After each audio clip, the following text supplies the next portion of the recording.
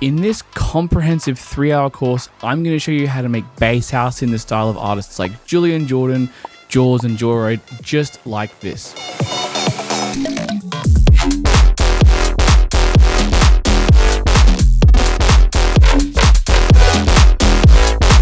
As you follow along with this course, you can grab the free project file, including all the sounds used, down below in the description. And with that, let's hop straight into it. Okay, so the very first thing we need to do before you even put any samples or sounds in the DAW is we just need to get a few things in our project set up. So I'm going to set the BPM up here to 128. This is a pretty standard tempo for bass house. I have seen tracks that go up to 130. I've seen 127. 128 is pretty standard, considering that bass house came from electro house, which tended to also be written at 128. Once we've got that set up, what I recommend doing is bringing in a reference track that is a similar style of bass house to what you want to be making. Now, I've brought in a track called Energy, featuring Coda by Julian Jordan. It's kind of a nice, like very wompy bass house track, for lack of a better term. I'm just going to play this little section of it here for you. Now, just bear in mind, I've warped it and pitched up 2 semitones for copyright purposes. So it sounds kind of like this. And when I bring that energy, bring that energy. Right? And you get the idea. Now, the reason I like to bring in a reference track is because, firstly, it's very good for the structure, and you can leave it in there even for the mix down as well, but it also just gives you an idea of the vibe that you're going for and how close you are to it. For this track, I'm just going to use it for structure mostly, so what I'm going to do here is I've created a new MIDI clip called Structure, MIDI track should I say, and you can see that everything in bass house pretty much happens in 8-bar increments, right? So I'm just highlighting lots of 8 bars there. So there's 32 bars until our drop. So I'm going to create blank dummy MIDI clips and just title them depending on what's going on at each point. So here we got intro drums. Sounds like this. And then I'm going to say, duplicate this one. I'm going to say intro drums dev for developed because some more hats come in there. I'm going to say this is a breakdown hook, I think, because it's kind of where the vocal comes in.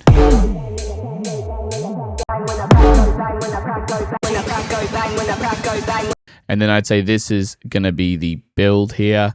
So let's rename this to build. I'm going to color the breakdown kind of like a blue. I'm going to color the build kind of like an orange.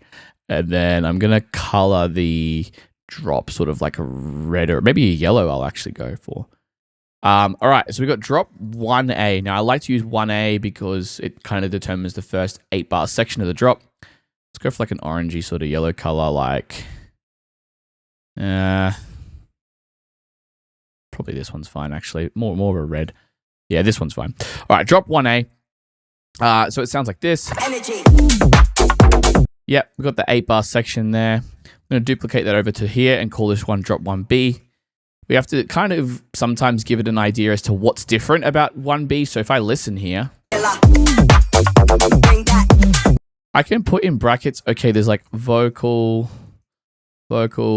chop, percs. So there's just a few variations going on there. Again, I don't have to specifically use that in my track, but I can just get an idea as to what's going on. I also like that little fill there. It's kind of like a little moment where the drums cut out. Bring that energy. Again, just getting an idea for what arrangement techniques I can use. And then we've got drop 1C. So I'm just going to put that in there. And what's going on here? I'm going to say this is probably like more chill. So the last section of the drops before either the end of the track or the end of the section, the first drop, tend to feature like fewer bass sounds. They're more spaced out, a few more ambient elements, more drawn out things. So that's kind of a good idea for what's going on there. Looks like we've got like a little 4-bar, 2-bar, should I say, interlude. So I'm going to call this like interlude here. Just like a little. Yo, a step to the place. Yep. And then we got our breakdown hook come in again. That continues with drums here. Actually, it's more of a break if we listen to this. Apologies if my voice sounds like crap. I've been sick last week, so. Yep, so that's the breakdown hook plus drums. Again, we've got to have a build here. That's going to go for 2 lots, 8 bars this time, unlike the first. And then we're going to copy over the drop sections again. We're going to call them drop 2A this time. Bring that tequila. Similar thing, like it kind of was almost the exact same as 1B, 2B, so we'll leave that there. Bring that. Same here, it's almost exactly the same, so we'll go 2C. And then I think we got, whoa, didn't mean to do that. I think we've got 2 bars of outro drums. That's kind of like a DJ outro. All right, and I'll just copy that over there. And then we got the end. So that's our structure, right? Now that we've got that in, I could leave this in. I'm actually just going to collapse it and make sure the track is off for now. I may refer back to it later just for a few ideas. But that's our BPM and structure sorted. Now we've got a structure to go off, a skeleton to compose to, and we're going to get started straight into the drop here. So can't wait to do that. Okay, so now I'm going to create a new audio track here. I'm going to call this one Kick. Probably give it a nice, let's give it like a solid sort of gray color. Or actually maybe like a light gray. Oh no, that's the exact same one. Let's do, man, why is finding a color so difficult? All right, this is a good color. We're going to go to drop 1A and we're going to create our 8-bar loop here. So I'm going to loop this up. It's great to just get your 8-bar loop sorted pretty early on in the track. And I do find it's easier to start with the drop rather than the intro. Otherwise, you're not going to get excited about the idea, especially when you're writing bass house. I'm going to press Z to zoom in here. Now, I'm going to go through a few kick samples I've selected beforehand and see where we can land. I may end up combining a couple just for the sake of making something a bit unique. Let's go through our kicks here. With a kick drum in bass house, what we're looking for is something that's punchy. It has a bit of low end weight, but not too much. Probably less so than like a tech house kick, and something that can sort of move out the way of the bass. So, And again, this is why just finding a good tech house kick, or bass house kick, should I say, from a bass house pack is going to be the best way to do that, because you're going to get, it's pretty guaranteed that it's going to sound good if it's from the right pack. All right, let's just take this. It's pretty much on the grid there already. We're just going to duplicate it over every beat. That's every quarter note. I like to work in audio with my samples. Of course, you're welcome to instead, drag it into a sampler and use MIDI instead on, like, say, C1. That's absolutely a valid way to work. Or sorry, C3 if you're in Ableton. You can do that. That's fine. I just prefer using audio for especially my main drum hits. Let's listen to this. Sounds pretty nice. Now let's try layering in a second kick here. So I'm going to call this kick 2. I'm going to remove all this. See what we can get. We might just layer in a click or something else. That could be good. You have to be careful what parts of the kick you layer though, because it might be a bit too much. Yeah, no, that's not going to work. All right. Maybe just a bit of the tail of this sample or something like this. Ooh, that's actually quite nice. I layer in sort of like this little bit of weight here. What I'm going to do though is, if you see here, the waveform's a little bit off in terms of like the phase alignment. So we're just going to like move the sample off here a little bit and get that tail rolling through.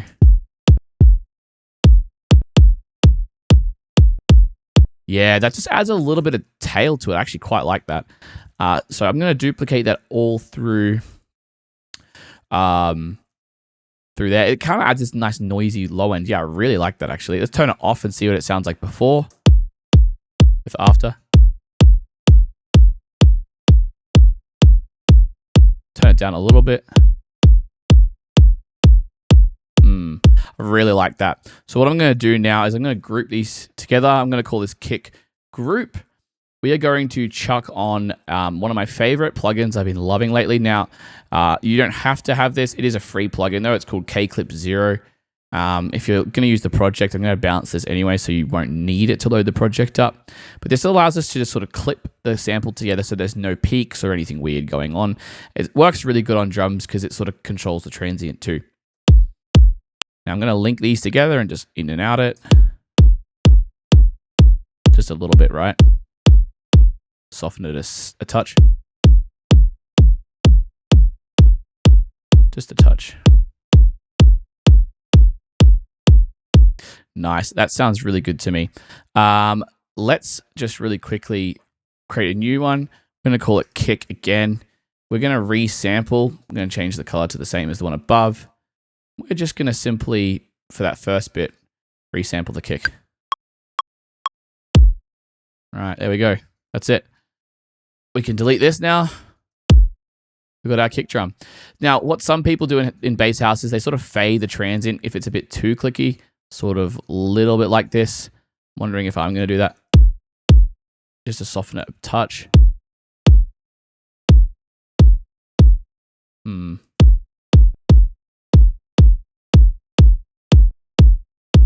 I'm going to not bounce it, but I am going to leave the fade on for now because I do like it softening it just a touch.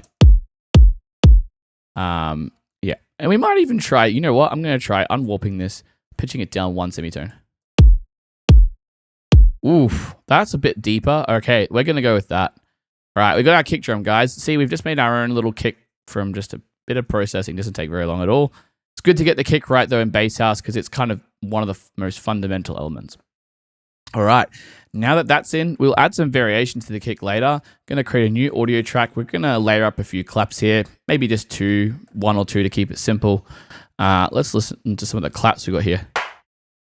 Maybe it'd be a bit too roomy. That's a hat. Let's type in clap here. Oof.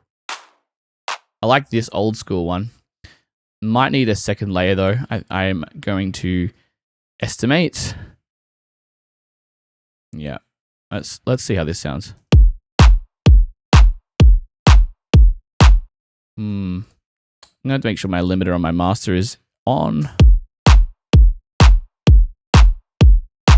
I like it. What I am going to do is actually, there's a bit of a tail here. I'm going to fade that pretty brutally. Maybe like this. Yeah, that's actually a bit nicer with that little fade there. I'm going to copy that over to the other ones, but I do think we're going to need a second layer. So we're going to call this one clap 2. Let's see what else we've got.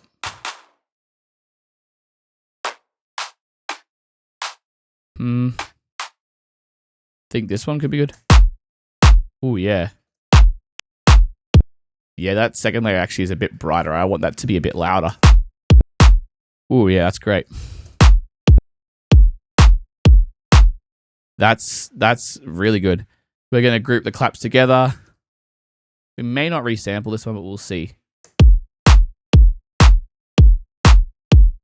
Yep, just a bit of extra 1 dB volume. Now, sometimes it's nice to have like a bigger clap in bass house, depending on the exact style you're going for. The reference track I have is a bit of a snappier clap, which is why I've used a sort of a short tail version there. I might layer in one more layer. Let's see. I don't know if I'm going to overdo it, but this is why you got to try things, right? We're doing the real production process here, guys. There's no BS. Maybe something like this, just to add a little bit of texture.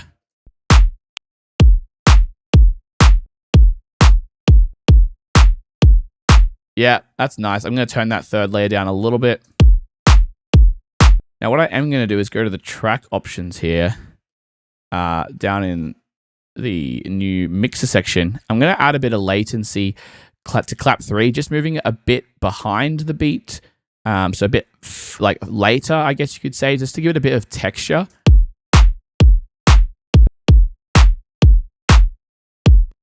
You could do earlier as well, but maybe I'll do it like by 4 milliseconds. Before. After. That sounds great. Just because I have moved it a bit early now though instead of late, so it just actually comes out a bit louder. So I might just turn it down a touch.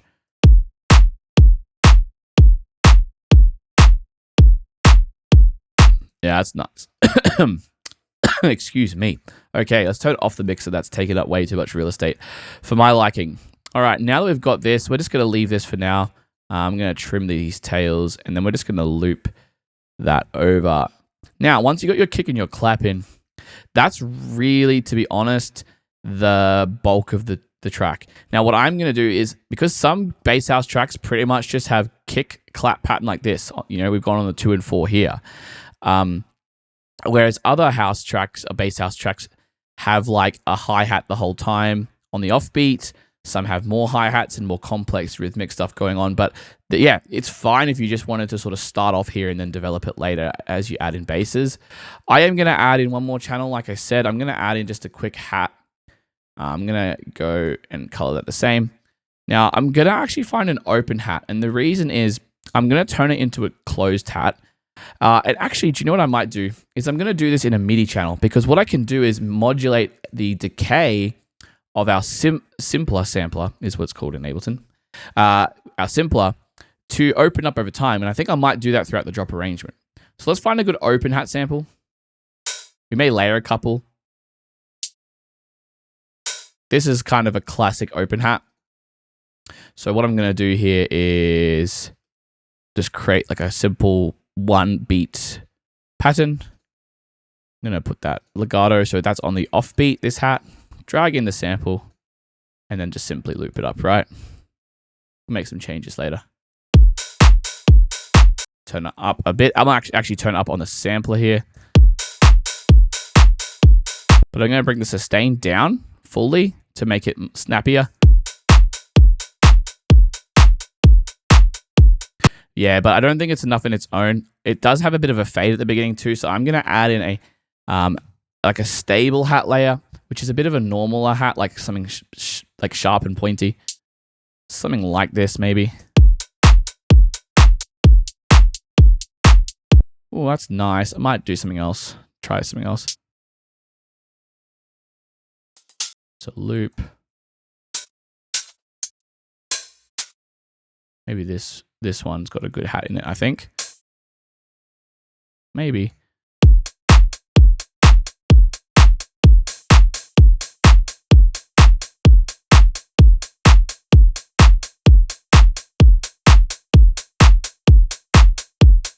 Sounds pretty good to me, to be honest. What I may do is I might just take a quick EQ, cut out some unnecessary lows with a ×4 filter. Hi-hats, you don't need lows, and if there are them, you can just get rid of them. Sounds a bit nice. So same with this one, maybe. That's already pretty thin. Okay, this one I'm going to go up 2 semitones. I just feel like it would sound nicer pitched up. Yeah. Maybe down. I think that just kind of gives them a similar tone, to be honest.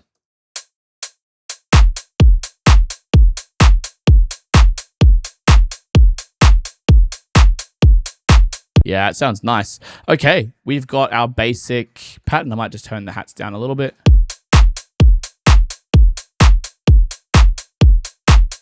You don't really want them getting in the way too much of the basses we're about to add. So we've got our basic drums. Now let's go straight to basses, guys. So what I'm going to do here is I'm going to insert a new MIDI track underneath. We're going to color our basses probably. I'm going to call this main bass because I'm assuming this is going to be our main bass. We're going to color it maybe like this nice aggressive orange. Maybe, or we'll go a bit softer. Yeah, I think that's nice. So I do like things that are a bit easier on the eyes. So what we're going to do is we're going to try and design something from scratch. Now, I just want to issue you a word of caution, right? It's fine if you use a preset. Like, you don't have to do the full sound design process I'm about to show you. And again, this is a real course. This is real time. So I'm not going to fake anything in front of you, right? So I'm going to try and design something, but sometimes it just doesn't come together. And sometimes I go for a preset. So I'm going to load up Serum here. And sometimes these are presets from somebody else. Sometimes they're ones I've made in other projects. But we're going to sort of do it the main sound design of a bass. Now, to show you this, I am going to actually write the pattern with just a basic sine wave. So let me just switch to, or maybe like a subby saw or something.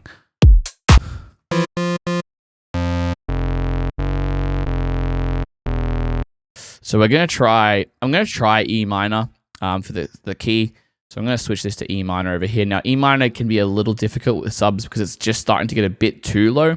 Generally for bass house, F minor, F sharp minor, G minor are great keys to write in because they just really communicate those fundamental root notes so well. And because in bass music, you tend to compose your drops using the fundamental a lot. So let's try that. I'm going to just create a quick 2-bar clip here. So we're going to go with our note there, E. Going to go down to E1. E0 even. So we're just going to get a nice rhythm in there.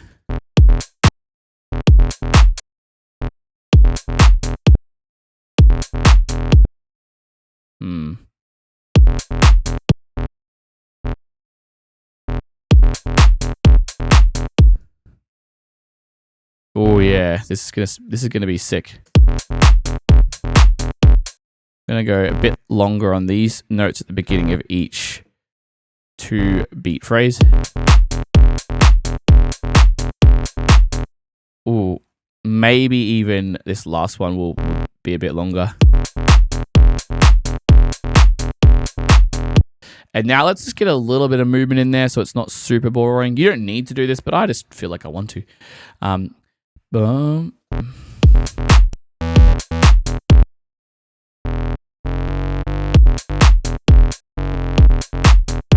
You know what? I'm going to go for E Phrygian.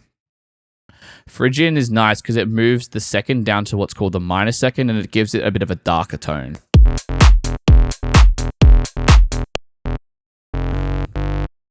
And then we're going to have this little dissension at the end there. We might do a 5th jump here. Or maybe here. So we're up 7 semitones. 1.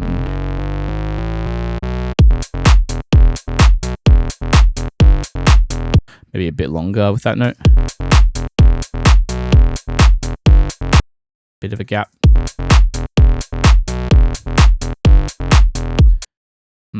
Yeah, we'll see how we go. We might even... Let's keep it simple for now. Okay, we're going to go back to our sound. Now, this is not a very good sound, but it is a good starting point. Now, a lot of the sounds or the wavetables, should I say, you'll use in Serum tend to be a bit subbier. They're not super harsh sounding. You'll find you start with the analogs a lot in for bass house basses. You'll find you use a plucky envelope. So I'm going to bring the sustain down like this. You may use a bit of release just to get a bit of tail in there. It kind of creates this cool resonant sort of vibe. And we're also going to use a filter with a bit of a movement. So I tend to use the LFOs on envelope mode to create these movements because they tend to be the easiest ways to shape them. I find using the envelopes are a bit difficult with bass house basses for filter shaping. Anyway, let's drag this onto the cutoff. We're going to go Shift Alt to move it to unipolar mode, and we're going to bring down the cutoff modulation a bit. Ooh. There you go. You got a bass house bass. No, not really. We're going to add a bit of resonance and a bit of drive. I might add a bit of a curve here. Maybe a bit faster too. But where the sound really comes from in what I think is bass house is actually FM. So FM is a process called frequency modulation. If you're not familiar, I can leave a tutorial linked in the comments if you guys want. Let's show you how that works, right? So we've got basic shapes here. What we can do is turn oscillator B down in level so it's not coming through the output. We're going to go here to the FM from B and increase the amount. Ooh, that's already pretty cool. I mean, you could even just leave that. But what's really cool is when you add a bit of movement with the FM. So what I might do is kind of even using this triangle wave. Bit much. It sounds pretty cool already, to be honest. Sine waves tend to be working better as the modulator in FM. It just sounds cleaner. I'm going to use this up the octave though. That honestly there sounds pretty cool. What we are going to do is we're going to turn off the random phase of these two oscillators just so that the modulation is consistent. Going to move the position of this one to the beginning. The reason is because the phase position of this one's in the middle where the wave goes up first. The wave kind of seems to go up around here in my opinion, so it just seems to align better with the FM sound. But if you wanted random sort of modulation, you could have this. But I want a bit of consistency to my sound, to be honest. Yeah, sounds pretty good there already. I might even, maybe we will do a, might do a, what do you call it? BPM synced LFO. We might put it on trigger mode. Oh, we've got to make sure this one's on envelope mode as well. You could actually just use like a free synced LFO without any BPM. And I might try and modulate the fine pitch of this just a tiny amount. Might even go up to 3 octaves. And we're going to try 7 semitones. That adds that 5th effect in there. Oof, there we go. Now we're getting something. I'm going to add some distortion with this tube mode. Bit of hyper dimension. Just a tiny bit. I might add some OTT out of the preset. Sometimes Serum's one is a bit too much.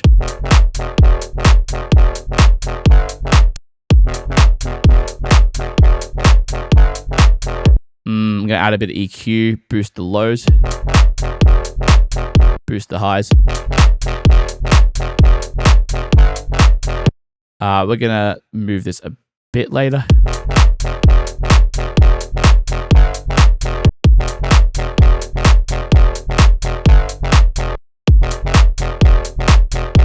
Yeah, just with that slight delay, it was a bit too late. That sounds already really, really good there. We could try a few creative things like going the filter to a steeper one. I like 12 though. It actually sounds quite nice. We could try adding some noise in. Ooh, that sounds nice. I might try this on the level. Do you know what I might do? As I'm going to copy LFO 1, I'm going to alt option drag it. There's a way to copy it over to LFO 4. Can't remember the actual shortcut. Maybe someone in the comments can drop it because I have completely forgotten. Anyway, we can sort of closely replicate it. I'm going to use LFO 4 to modulate the amount. So I'm going to remove this here. I'm going to use LFO 4 and it's just going to be a bit later on envelope mode. Just a bit of shuffle between the two, right? Switch to sort of a different sound.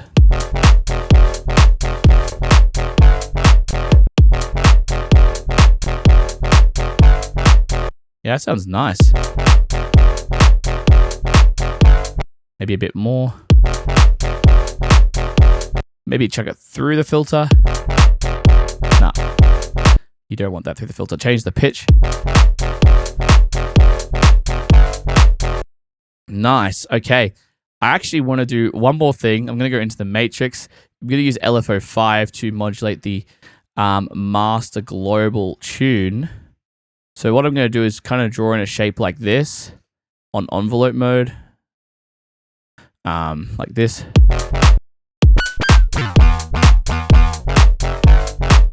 Actually, it's going to be the opposite way, should I say? Like this. But, all right. Make sure it's on unipolar. Yeah. Just adds a little bit of movement.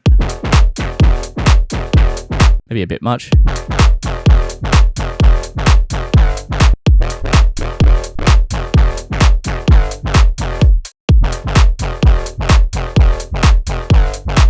It's quite nice, actually. Yeah, that's actually really good. I'm going to try adding in a sub.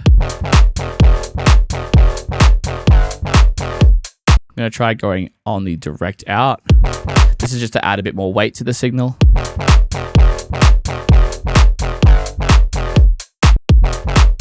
I don't think we need it. I think it sounds good. All right, it's a good sound. Now I'm going to add OTT outside of Serum. I just get a bit more control with this amount on this version rather than in Serum. I may also grab a quick utility here and just increase the width.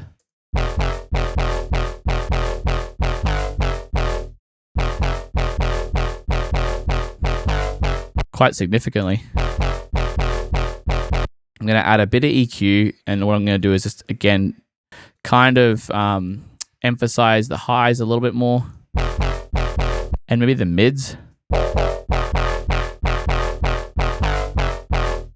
Cut some of these low mids out.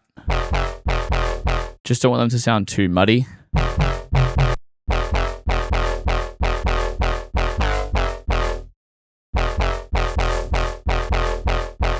I'm going to actually adjust that filter cutoff a little bit.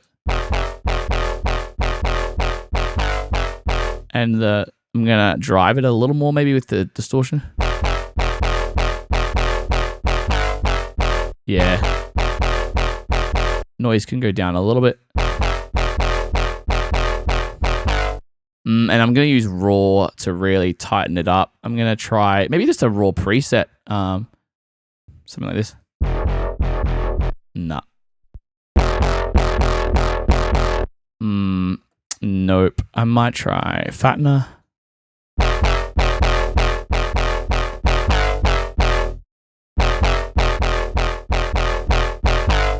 That just adds something nice, actually. I quite like that. I'm going to add potentially another layer of saturator, though, right at the end of the channel. I like to use soft sign. It's just quite nice to get this beefiness in your low mids.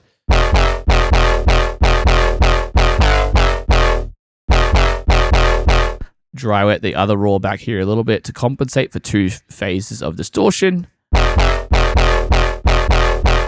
Cut this a bit back here.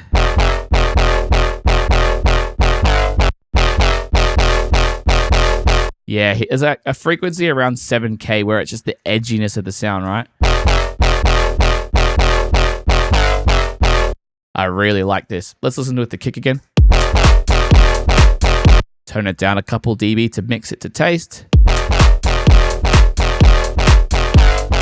Still too loud.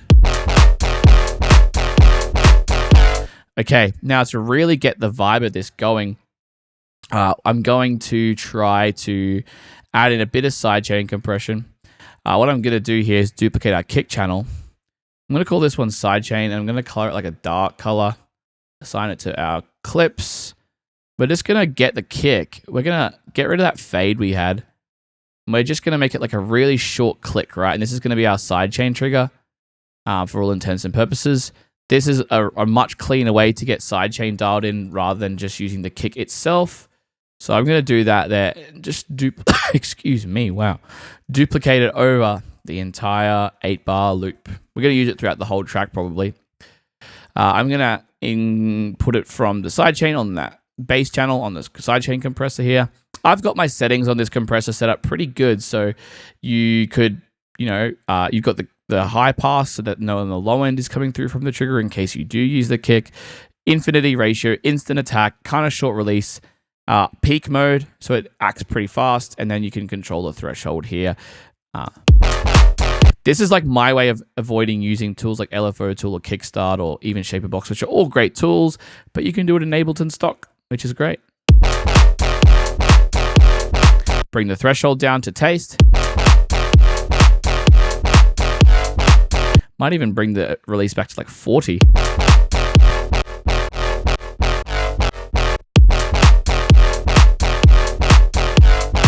I'm just going to quickly on the kick here.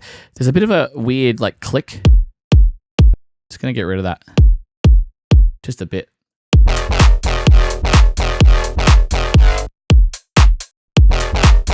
The side chain's coming through. That's why. So I don't need that EQ. I needed to mute it.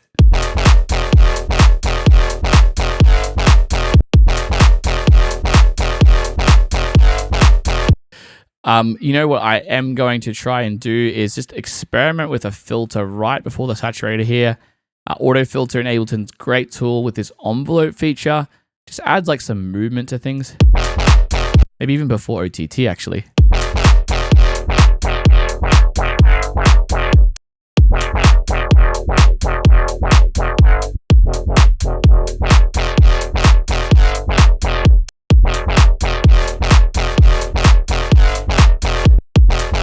Nah, I don't actually like that, to be honest.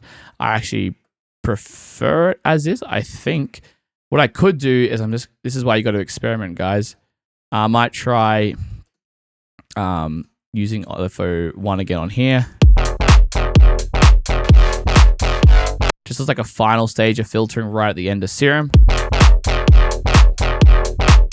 Might try like the German low pass in the miscellaneous section here. Resonance up.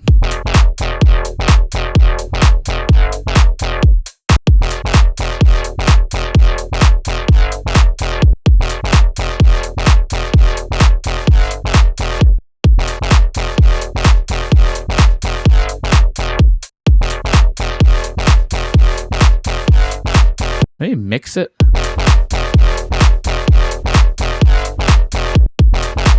French low pass.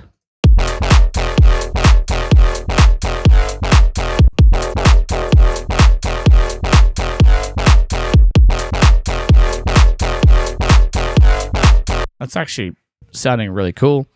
Might try a bit of unison here.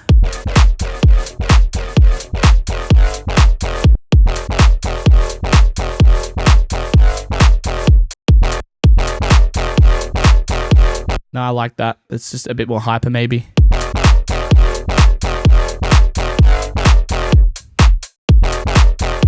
Yeah, that's okay. We got our main bass in there. That's really good. Now, I may add some modulation via some macros at some point. Like, for example, yeah, I'll figure that out later. I just want to sort of fill out the main bass pattern, and then we can sort of chisel away at it in other parts of the bass.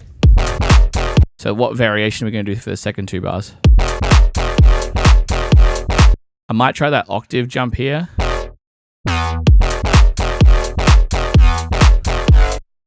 And then we're going to try.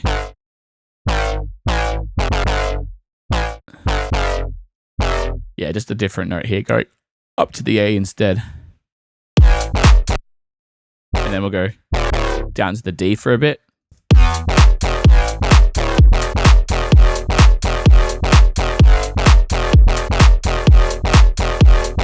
Okay, we're going to mute the kick for 4 measures there. We might just do 1 here. And just give it a bit of a variation. Now, I've already got an idea for my second drop. What we might do is we'll have a little quick double kick here. Boom, boom, boom. So we'll do that. Turn off the loop. Mute the drop kick for that long. Now, what I'm going to do here is I'm going to go back into Serum. I'm going to open up the macro here. I'm going to bring this back to 2, right? I'm going to make this macro go up to 3, though. So we have it sounding like this in the first drop. Yeah, come on. And then I can say FM. Oh, I'm going to call it. Okay. Just select everything, Ableton. No worries. FM Oct. We're going to go configure here in Ableton, tweak the knob a bit just so we get it in our session. And bam, if I click automation up here, now I can sort of control that. I'm going to put B draw mode. I'm going to go and add that in the second drop here. Just to lift the energy, right? Now it's going to sound like this.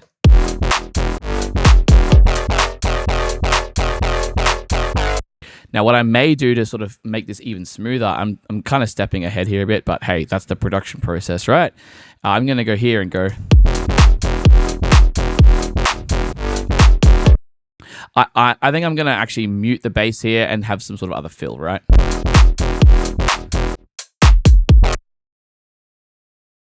And maybe even just the whole section here.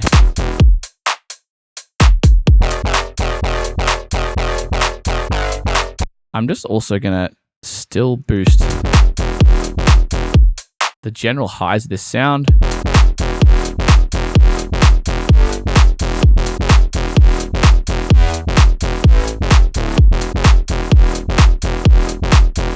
There we go. That's sounding really good. Really, really quite nice. And I think now we just need to add in a little bit of variation in the actual first drop 1A here. So what I'm going to do here is I'm going to fill this gap in here with like a little sort of preset, right? So I might try adding in a quick MIDI clip here. I'm going to load up a stereo, and then we're just going to go to a preset, right? So we don't have to design every sound from scratch, and we can even tweak our presets to taste, which is great. So let's load that up there. Go to our CRM folder. Yeah, I got some bass house presets saved here. Let's just scroll through some of these. I am just going to actually maybe even just do a quick, yeah, it'll be E0. Hopefully it's E0.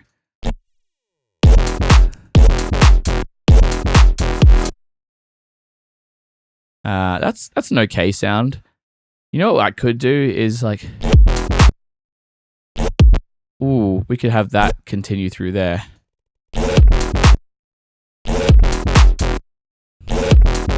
Yeah, like right before the drop, there's like a little fill. Yeah, that's gonna be sick. All right, this is an okay sound.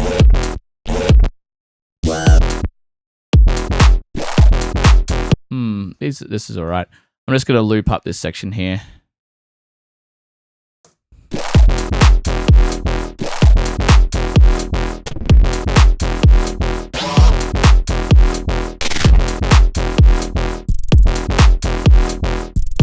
Ooh, is that too low? Is that why? Sometimes this is why with different presets, you need to go into your MIDI effects, use pitch up the octave.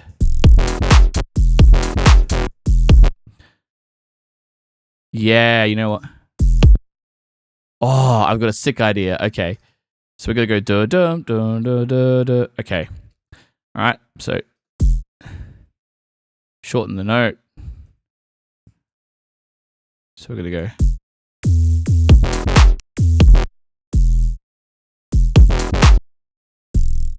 One, two, three, 4, 5, 6, 7.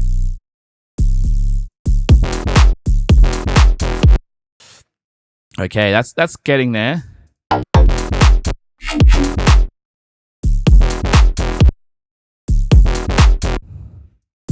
Is there a bit of a delay there?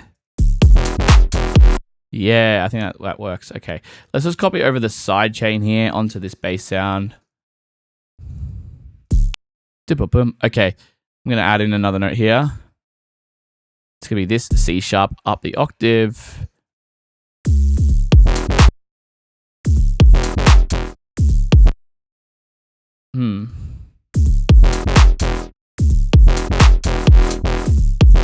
Maybe I could actually just move this all over here.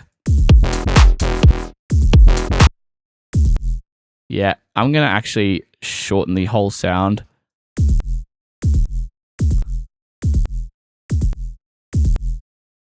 Yeah.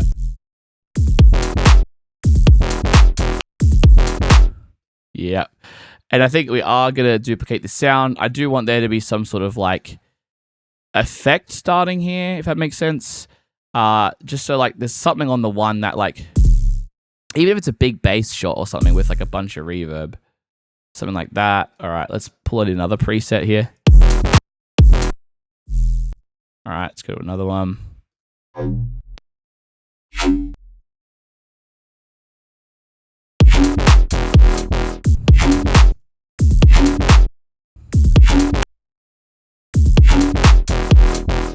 Maybe I could do this.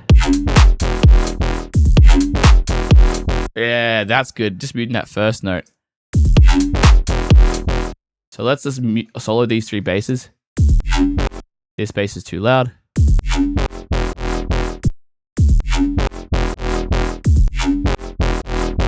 That bass could come up.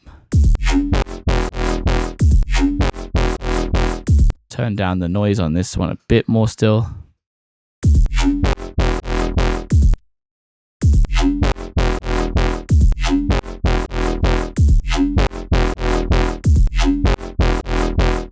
There we go. That's sounding good now. I'm really liking this.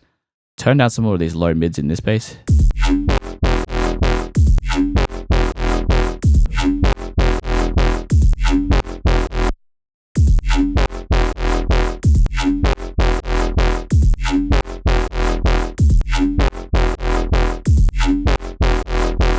Yeah, that's cool.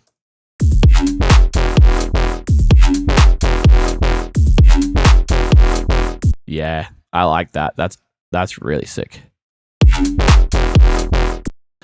All right, let's like play some of these out. I might leave that as is for now.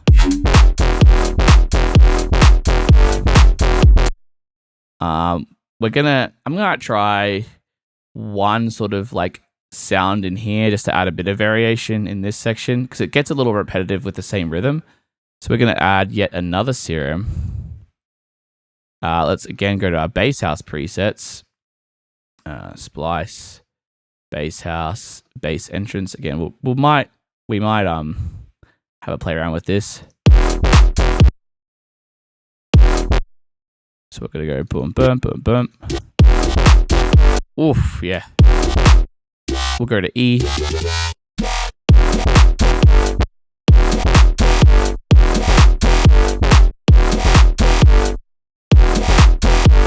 Yeah, there's something here. That sound, not so much. Listen to these two. Try the pitch plugin for certain ones. Again, they're not always going to be in the right octave, which is unfortunate. This one, wrong sound, of course. Copy over our sidechain, by the way. We do want there to be some sidechain on this sound, of course.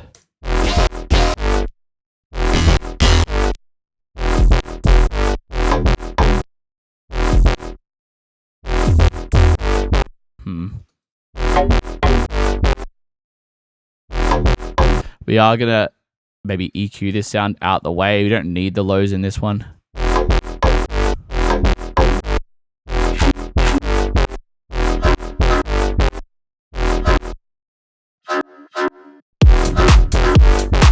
That's kind of cool.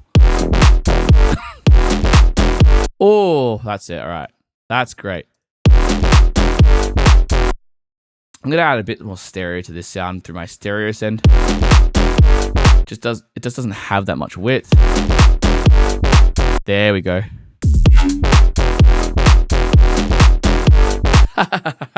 This is dope. I'm really, really liking this. All right. This is how you know music is good.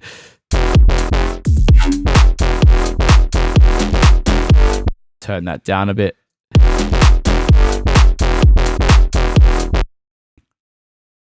We might do the same sound here.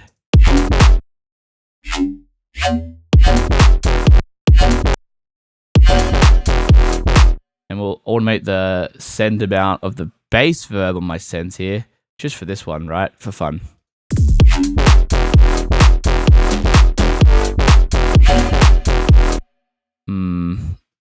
Nah, that doesn't work.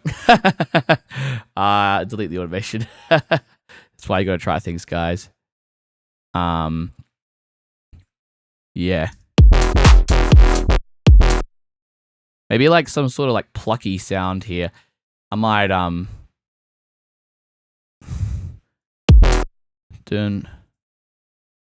gonna shorten this to what is it? 1/16. So why is that not doing it for me? Boom, boom. Try this. We're going to load up another serum. Load up a quick synth. I'm just going to load up a random sound.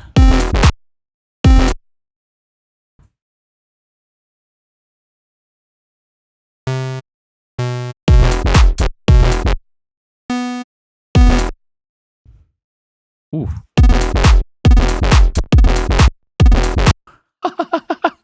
I didn't even mean for that to happen, and it just sounds sick. Do you know what? That could be cool if we were to like get the bass verb again.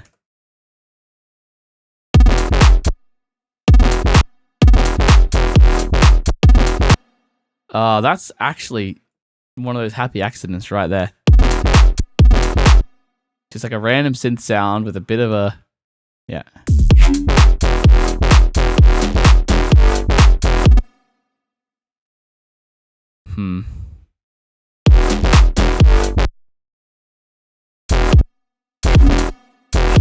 Maybe a little fill here. Something like this.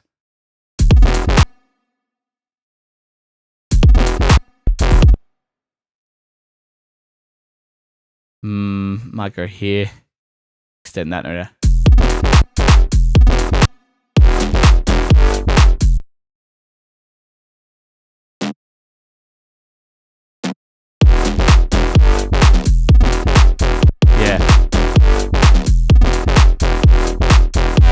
Yeah, that's sick. I'm gonna try up the octave here with that sound. Man. Did that copy the automation yet? That hat needs to come up just that little bit, I reckon, in the mix.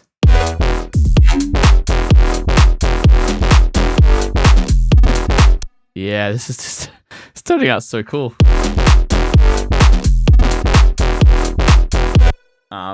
You know what we are going to do? I mean, I'm just getting so excited. Okay, we're going to duplicate our main bass. We're going to have like 3 hits here that just like alternate potentially, but if not, they may just layer. So we're just going to... Yeah. All right, let's just get it in there. Now, of course, it takes time, but we're just going to give it a play. I'm just going to try and... I might try and keep the processing the same. I actually have a preset I made earlier that I could try here. I'm going to try it. I think it's bass. Better do it. Yeah, let's try this. I'm going to turn off some of the changes here. Oh, yeah. Going to get rid of the sub in this.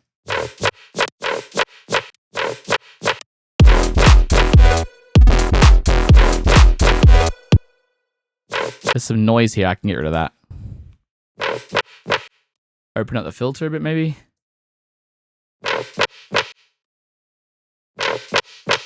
Yeah.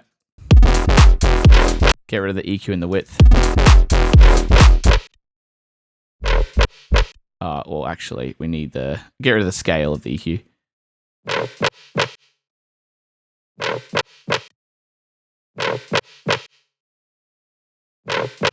And maybe a bit of the high-end boost.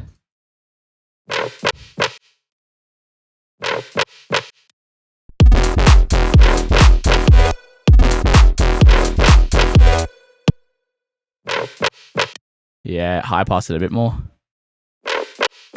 Yeah.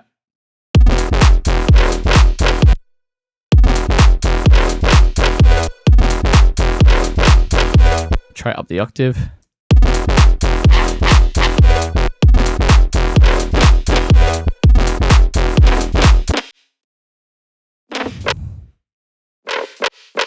Yeah, I'm actually going to decrease the amount of coarse pitch modulation. Some cool stuff in this sound.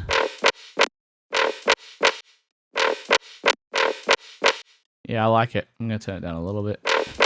Turn down the reverb filter a little bit.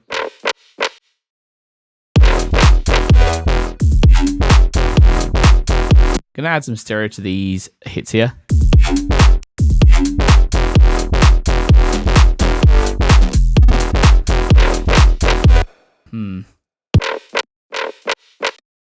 Does the octave work?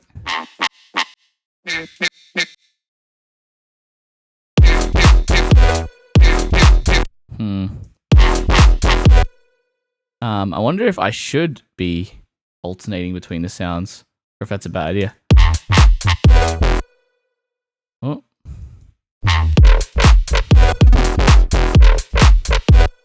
Leaving the noise in there, potentially. Maybe one note overlap or something like that. There's a way to do this.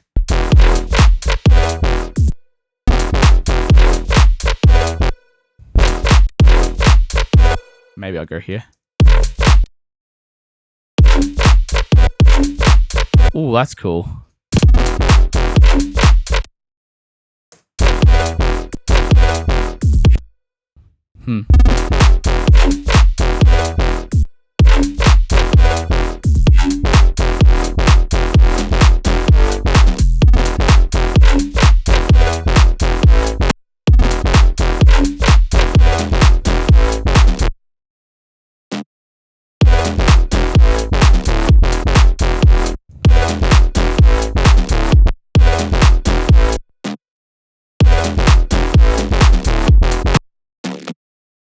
Make that a little different in this variation. Don't like that third note. I'm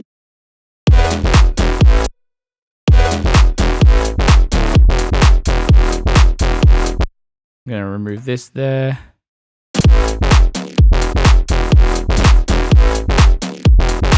Copy this over to this. Oh, don't do that. Turn off that. Copy this up here. Oh, that was not expected. Maybe I could try down the octave.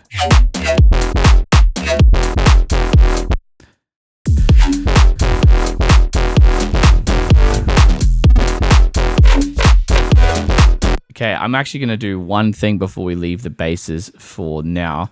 And I'm just going to have a second layer for the main bass. I'm going to turn off all the processing for the most part.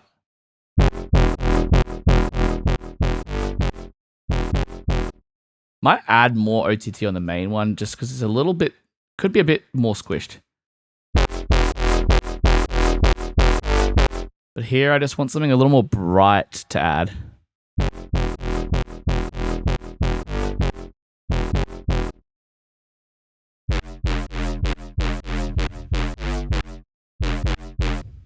Maybe if I just like got rid of the noise.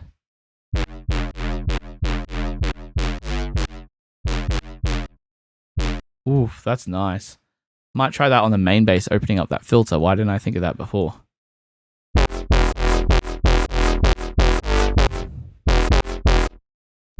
Because the noise isn't going through that anyway.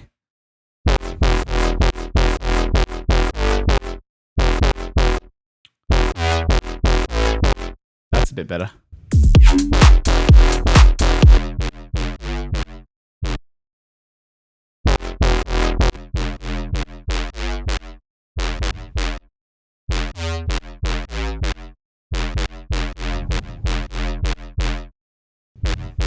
That's a cool alternating bass, actually.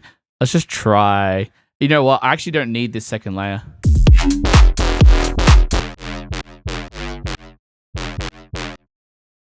Might be a bit too much.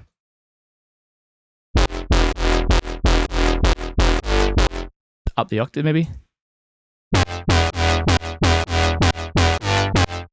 Wonder if I could go down a bit volume. Wrong octave. Okay, that's the wrong sound again. This one.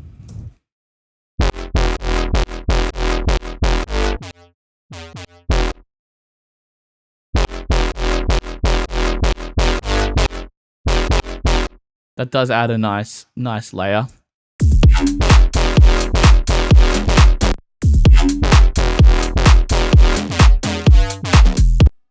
I'm going to duplicate this. I'm going to have this one down the octave, but we're going to use this later. I'm going to turn it off on the channel for now. I'm going to color this like a different color just so we know that. Because that is a cool sound.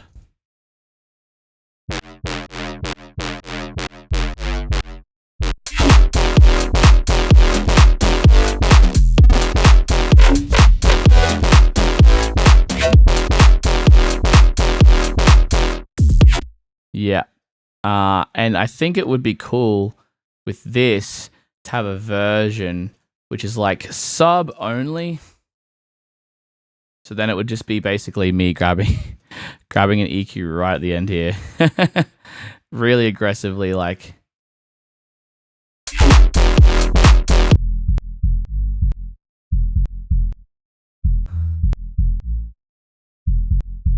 So it'd be cool to have a moment where I could just, if I just wanted to use the sub of the sound, I could.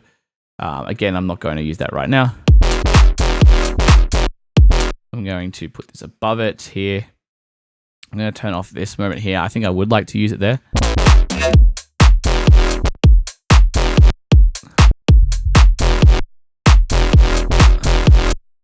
I'm going to delete all that. I'll turn it off, should I say. Maybe I'll go here like this.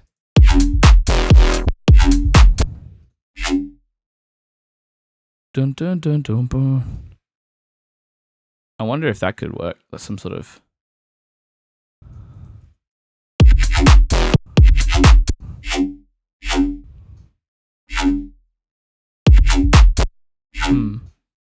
There. Oh, I got an idea. We're going to go off grid.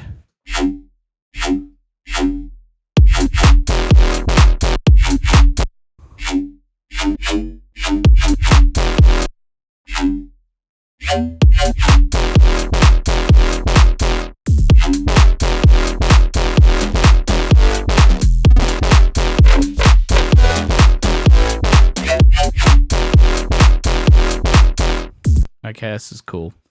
I really like what's going on here.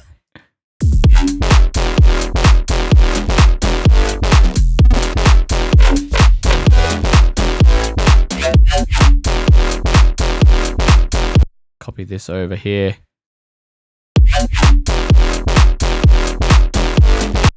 Copy this here. Gonna copy this over as well, but this time we're gonna go up the octave here. Here.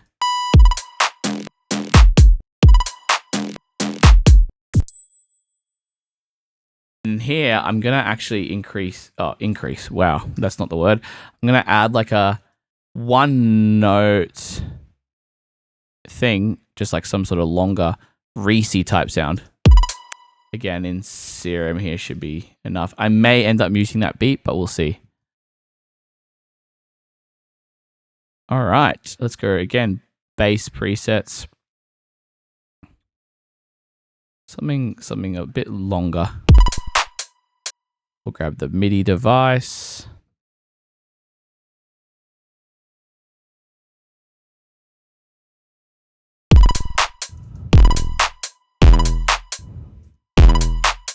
Oh, I got a cool idea.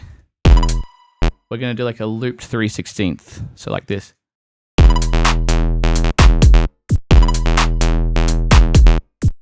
And we're going to do, to top it all off, really quick, pitch, MIDI control, pitch bend. We're going to go like... Oh.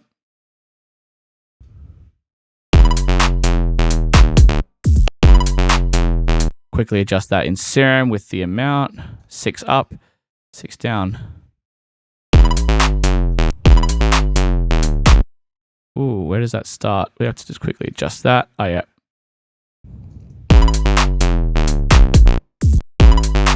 Not so low. And really quickly, auto filter it out with a high pass filter right towards the end.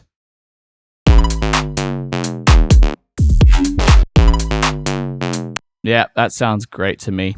I'm going to copy that over there. Going to copy this. Apart from that, over here. Mute that there. And that is our drop. All right, so this is sounding pretty good. We're just going to tidy things up. I'm going to call this top one up here main bass sub. I'm going to call this main bass 2. This one's going to be like main bass alt, I would say, which would be cool. Now, one idea I had on this front was this main bass 2 use later. If I just copy this over here, then I bring this clip up. Well, not like that. Get rid of that. Yeah, bring that up there. Delete all this for now. And this can sort of be the alternating there. I'm going to get rid of that. But then I got to do it on this version. So this could now actually be, we'll color it the same. So we're going to go main bass alt 2. So now we've got a sort of a different vibe synth to this one. So we got this. Here we got, oh, it's an octave too low. Grab this. Yeah, so it just sounds a little different. I'm going to get rid of this sound here because I just want to emphasize this. That one sounded cool with this space, but not so much with this extra alt here.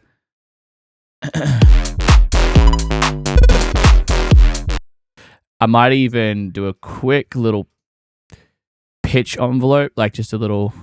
Oh, maybe that's not working. Let's have a look at the synth. Maybe we need to make some changes here. Yeah, that's cool. Just that. Adds that little bit of movement. We're all about that, right? Yeah, that's sounding really good. Let's just have a look at this as well here. So we got like, I call this like sub noise layer. I'm going to color this a little differently, just so we know it's kind of not the main basses. I'm going to apply that to the clips there. This one is like the womp, I'm going to call it. Wow, womb. It's a pregnant bass. Let's call it womp. Sign that one. Maybe I'll give that even yet again a different slight color just for variation. And I'm going to call this like chunky, or shunky apparently, chunky stab. Again, it's really helpful to be organized. You're seeing the full process here, guys. Let's do this color. Now this one, I just want to grab maybe drums, bass. See if I can just get a little bit of punch out of it. I'm going to get rid of the damp because that kind of tends to get rid of the highs, but use this transients feature. Yeah, like this. Instead of that. That could be cool. Tone it down a little bit. I might need to add a bit of extra OTT potentially. I'll just try that too. Just a bit of mixing work. That's like punching it, but then it's getting it a bit controlled as well.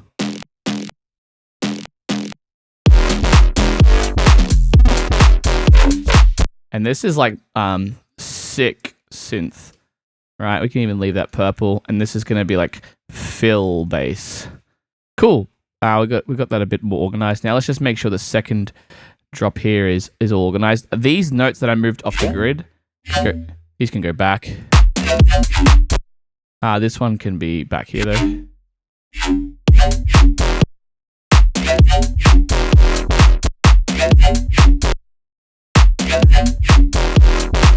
That one maybe could come a little bit forward just because of that slow release.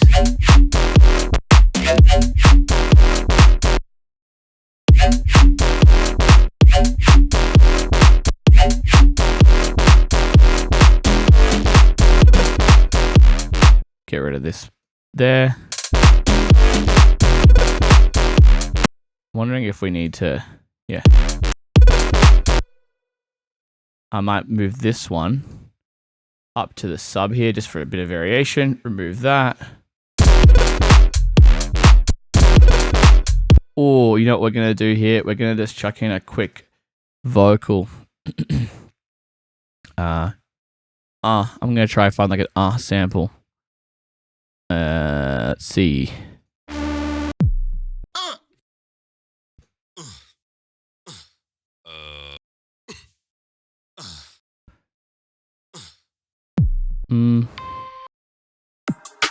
Nah. Hello, darling. It's just. Nah. Yeah, that could be cool. So where is it? It's this hit over here. And then we're gonna, yeah, so what we're gonna do, we're gonna add a bit of, again, OTT to it. Give it a bit of a texture there. That's just gonna make it sound a little more squashed so it's in line with the basses. Sometimes vocal samples can sound a little too natural and then they kind of stick out like a sore thumb. But if you EQ it, cut out the lows and OTT it. Give it a bit of a high boost even. And then add some effects to it. I'm gonna add a bit of delay here. Maybe before the OTT. short, lots of feedback. Ooh.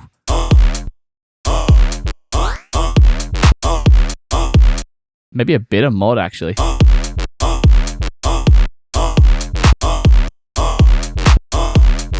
Dry wet.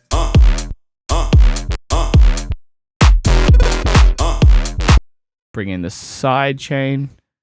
I'm going to put that on the fill bass there and this. Stereo on my bus. That's cool. All right, let's listen to this as a whole now. Maybe I'll bring this little fill in here.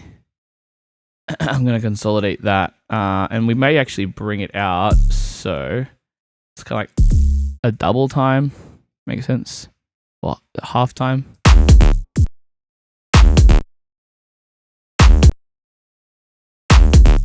Yeah, that's cool. Be short. And get rid of this. Oh, maybe I'll just do this, actually. Let that go through. Yeah, nice. Okay.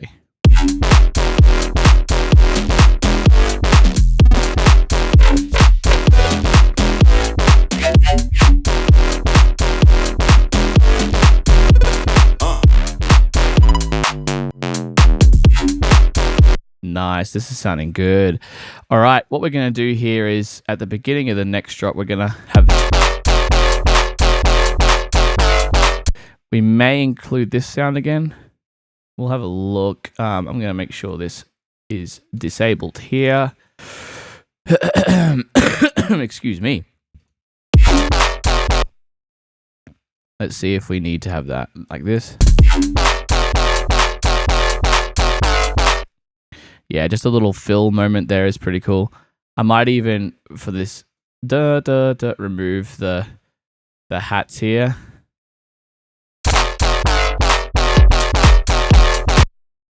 Remove this little note here just to add a bit of a moment right on the clap.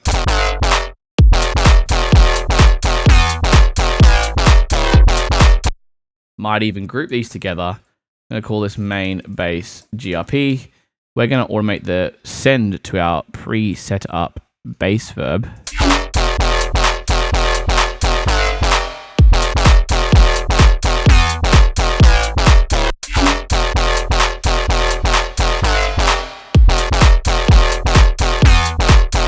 And to top that off, we're just going to do a little bit of automation with some EQ. Something like this. Boom.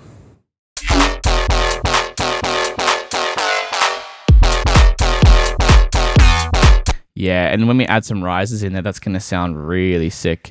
I'm wondering if I should add that little doodle-doom again in there, just for fun. Why not?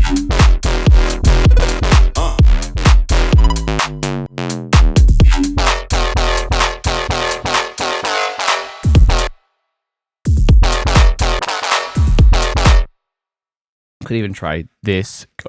Excuse me, up the octave. Yeah, that could be cool. So I'm going to copy over all of the bass variations we've got from probably after the first two bars. So these three, we're going to copy that over here. Copy that out. Yep, that sounds good. We'll bring that note back in like we had it there. So we're just kind of increasing the energy in this drop with that extra harmonic automation. I'm going to delete all this for now.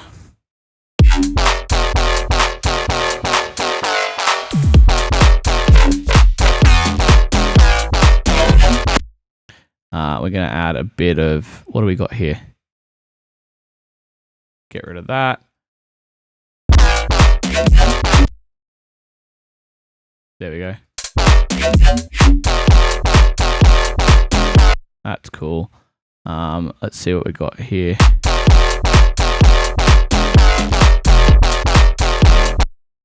And we'll mute this completely.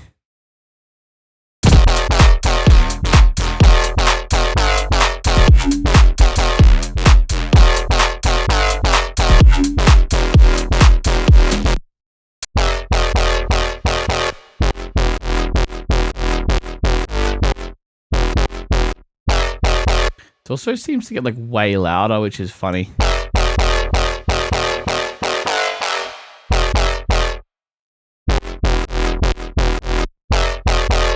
That's funny. Okay, well, we'll see how we go with that. I think that's sounding pretty good though.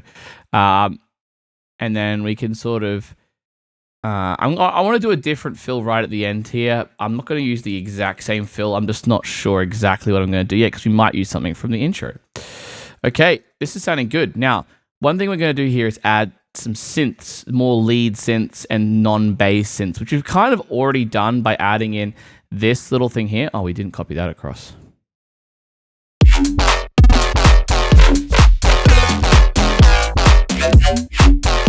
We didn't copy across the either. And we need to get rid of that little moment here. Switch that over to the sub. Boom. Yeah, cool. I want to do something there, and I probably want to, like, instead of doing this the kick completely gone, what I want to do here is introduce like a high pass just at the end to take out the low end of the kick. Yeah, something like that. So let's just turn off the EQ, automate the on off for those 4 beats. Nice. But let's add in a lead sort of synth. So what I'm thinking is I'm going to add in another serum. May have to start freezing some tracks yet because currently, yeah, we are going to run out of CPU. So serum, let's load up a quick patch. Sometimes there's a few rhythmy type leads I like to use because they sometimes can work a little cooler. But I am just going to go to my bass house patch for now and find like a sort of a lead sound, I reckon.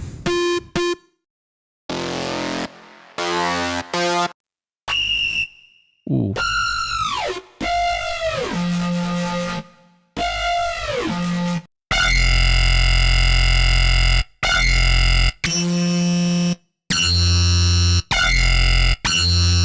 Not really. Ooh, that could be cool in the background here. Like a sort of.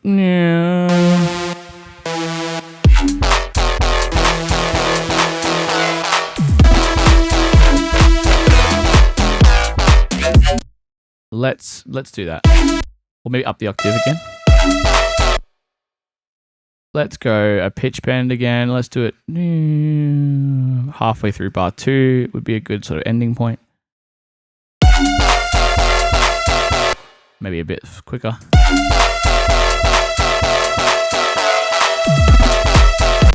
We're going to turn this down heaps. We're going to EQ it quite aggressively so we kind of create like a bandpass effect because we don't want it to be that full. We actually kind of want to push it into the background a bit. So we'll do something like this. Yep, and we're going to sidechain it quite a lot. So we're going to copy this sidechain over to the lead. We're going to bring over our sidechain trigger. We haven't done that yet.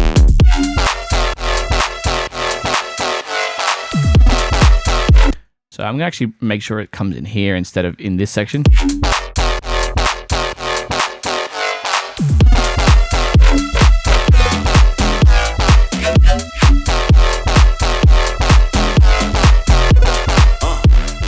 Yeah, I might do it every 2 bars, repeat it. It would sound really cool with that pitch effect. I may increase the amount of pitch bend.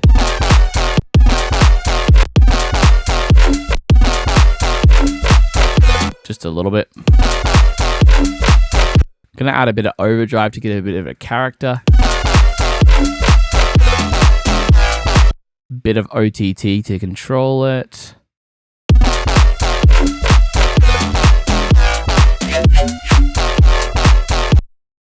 Might even go up the octave for this last repeat.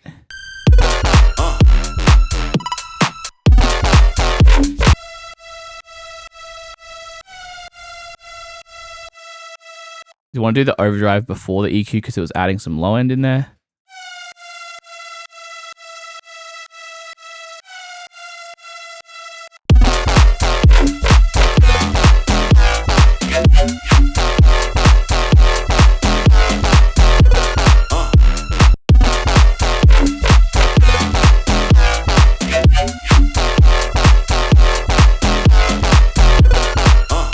Yeah, that's cool. I might even high pass it a little more.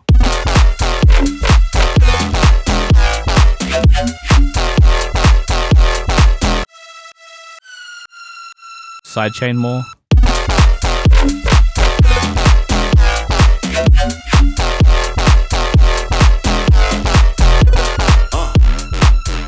Yeah, and then I'm going to cut it off right at that fill there.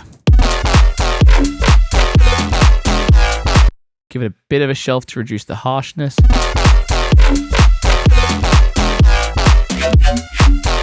Yeah, so we see how we're just getting it controlled and in the background. It's not super in the forefront.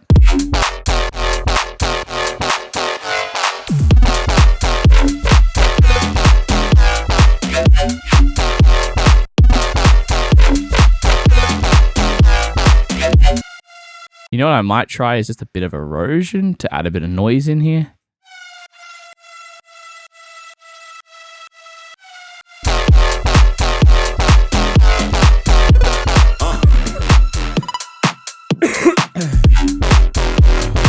Yeah, I think that sounds really good. I'm going to call this BG lead. Yeah, nice.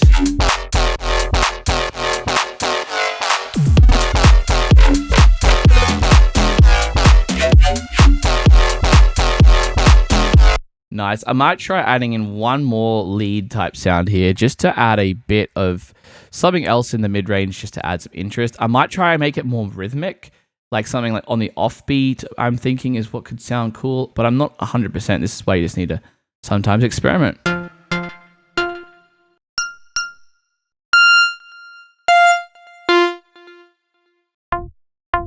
Ooh. Ooh, that could be cool. So I'm going to grab the hat MIDI, funnily enough.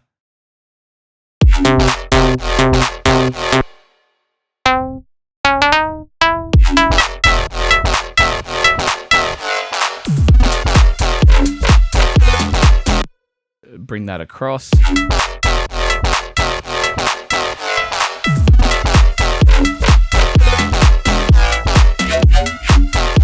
Yeah. Gonna EQ the heck out of that because, well, not Pro and B, because it's got a ton of low end, but it is a cool sound. So I'm just gonna make sure that's.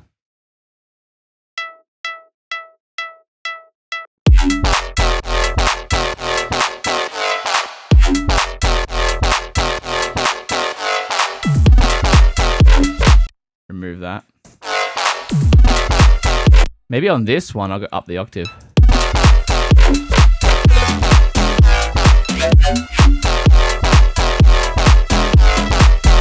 Nah, that's okay. Oh no, I'll go down the octave here.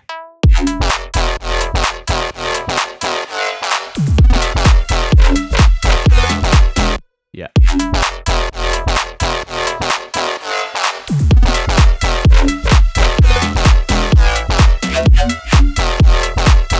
Just to double check, we're going to add in, I'll add a bit of OTT and some sidechain.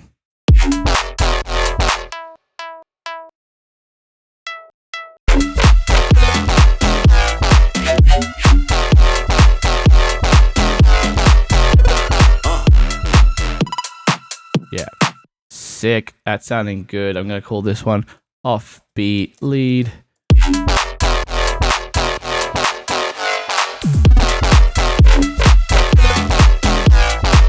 Nice. Okay. This drop is sounding pretty good. We're going to add in drop 1C a bit later, but we can pretty much say we've got the drop done, I think, at this point. We may need to fix the mix and stuff, but that is totally okay. Now, at this point, what we want to do is go back to the drums and add just a bit of texture in the background of the track. This is going to particularly be the case in drop 1B, where we want there to be a bit more sort of stuff being added into the drop, because the more percussion there is, the more energetic the track's going to feel. We can use one-shot hats, crashes, background shakers, top loops, stuff like that to really flesh this out. One thing I want to do is find a ride sample, right? I think there was one I had here. Yeah, maybe this one could be good. I'm going to duplicate the hat sample. I'm going to bring it in only in this section. Delete that. We're going to call this ride. Apparently I'm in all caps. Don't know why. There we go. Bring this in. I'm going to actually fade the sample in just a little bit because I don't want the attack of the sound to be too prominent when we've already got some hats. I'm going to make sure the sustain's down. Release. So it continues through.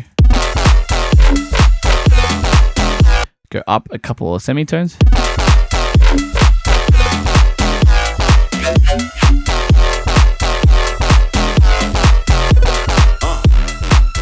Yeah, that's nice. I'm just going to add a quick low pass because it's getting quite bright there.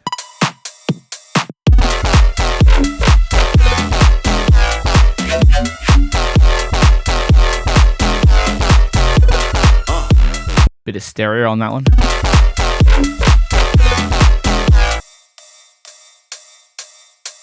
And what I want to do here is with the non-stable hat is we're going to open up the decay like we were talking about, right? So we're going to go here. And I kind of want it to creep up a little bit in this section. Yeah.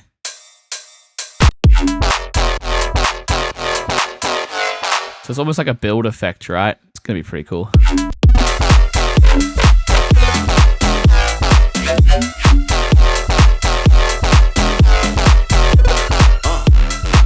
I'm actually going to bring the release back down on the ride.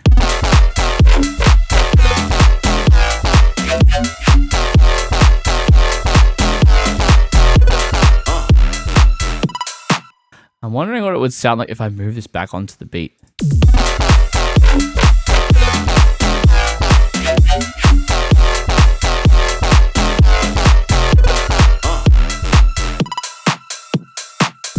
I think that's actually pretty cool. And then I think towards the end, we're going to sort of start bringing this back down to where it was, which was 224 milliseconds. So now the second drop is just sort of fleshing out. On top of this, I'm going to add in sort of a loop. See if we can find like a nice top loop. That's a bit too swung. You can do a swung bass house track, but this one, I've just gone for a straight rhythm. I want something with a little less emphasis on the offbeat. That one, yeah, something like this. Boom. Gonna go repitch for the warping here.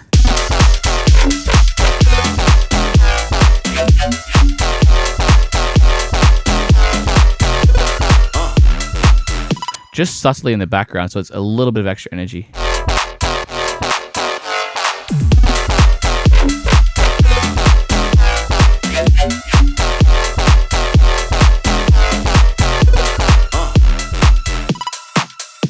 Now I'm gonna bring this up a little bit, this offbeat lead.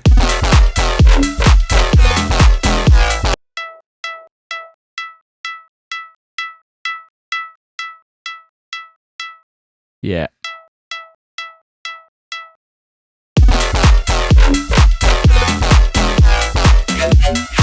Cutting out some of those harsh frequencies here.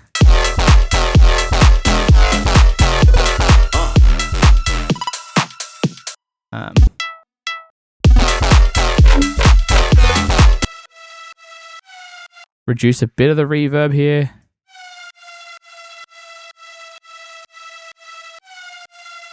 Yeah, nice.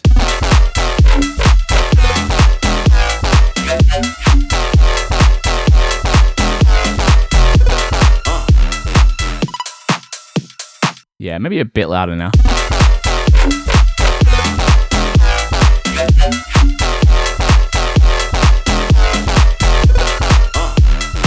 Cut out some of those harshnesses around the mid-range as well.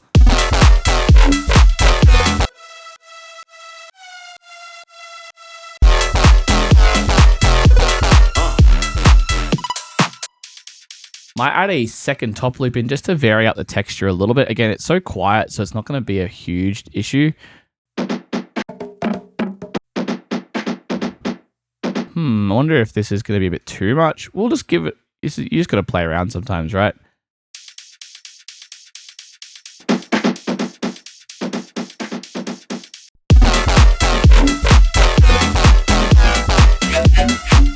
Yeah, that's too rhythmic, too percussive. It's just gonna be too busy. Maybe we'll do like a shaker like this. Pan them a little bit.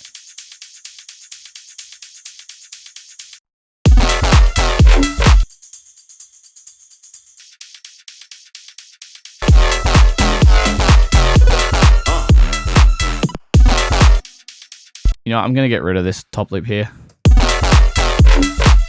Just clean it with this tambourine. Don't need it.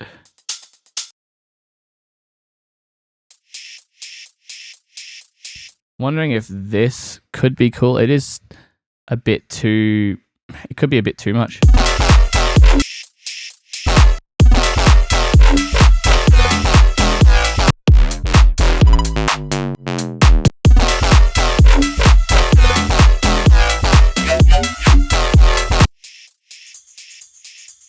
Yeah, just to add up a bit of texture.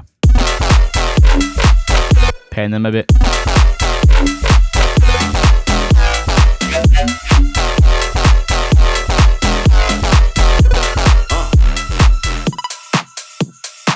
Yep.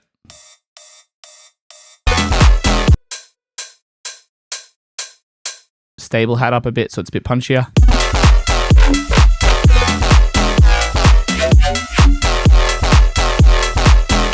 One thing I'm noticing is the clap group just doesn't have a lot of brightness. So I'm going to go with an EQ here and just give it a quick bit of brightness.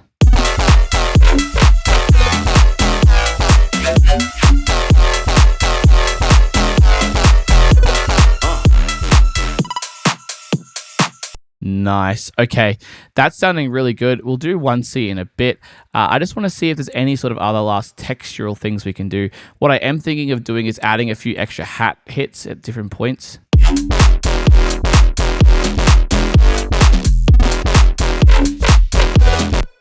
I'm wondering if we could sort of do like a few sort of rapid hits like this.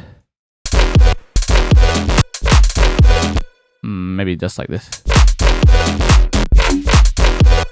Yeah, just like a few little moments where there's an extra hat.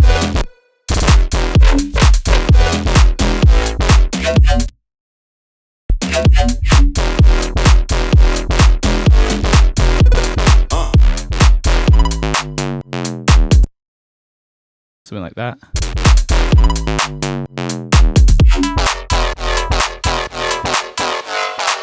And what I want is like these last two hits. I want this high pass on the extra little offbeat lead there to come in. So we get a bit faster. I'm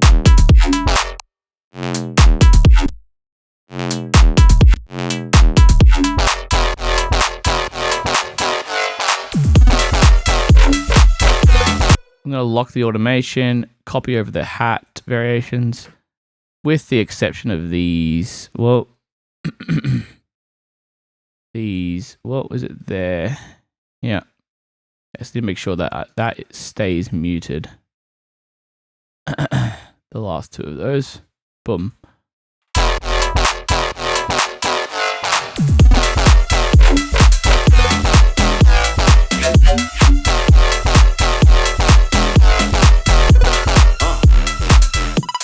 Some people actually go for like a 16th note hat.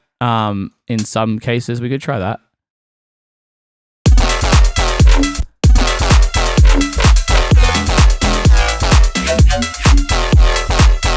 Nah, too busy for this style. Cool. I'm glad I didn't commit to that. Sweet. Okay. I think that's pretty good for texture and stuff like that. What I want to do now is I'm just going to develop the drop a little bit more. So we're going to take care of drop 1C, and we're going to add a few more effects just to add that extra little bit of flow. So I'm going to copy the more simplistic arrangement of drop 1A's drums. All right, so we're just going to go here. Boom. I'm going to copy the automation as well, just in case, because we want to make sure it sounds the same as that section. All right, let's copy this over to 1B. What I may keep is like one of these loops going.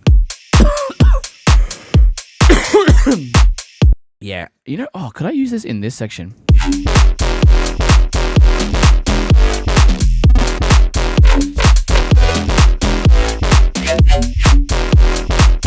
If I mix it just a bit quieter. Nah, I'm gonna leave it out. It's just a bit too much texture there. Yeah. And what I'm thinking of doing is just copying over the main pattern we had here, in here, and just activating all these notes.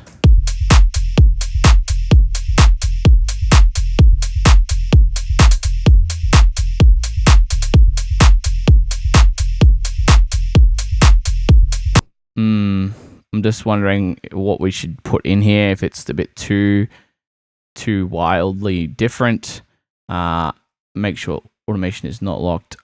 I might go back to this here.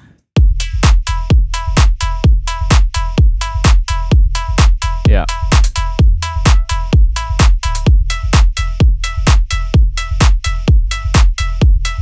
I want to leave space maybe for something we introduce in the intro, like something more melodic.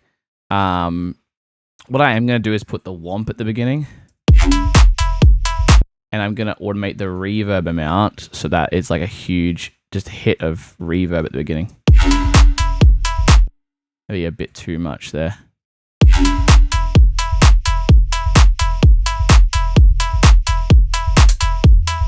Maybe like copy the over it a little bit.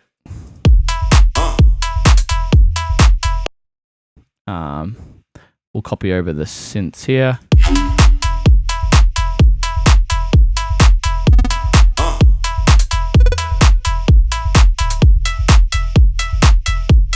Wonder if we should copy this over, but maybe down the octave.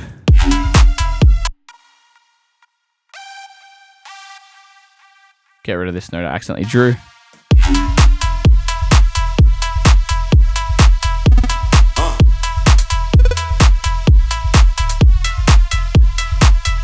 Do you know what I might do is just like fade this out with a utility in this section, so it's like just bringing down the energy, right?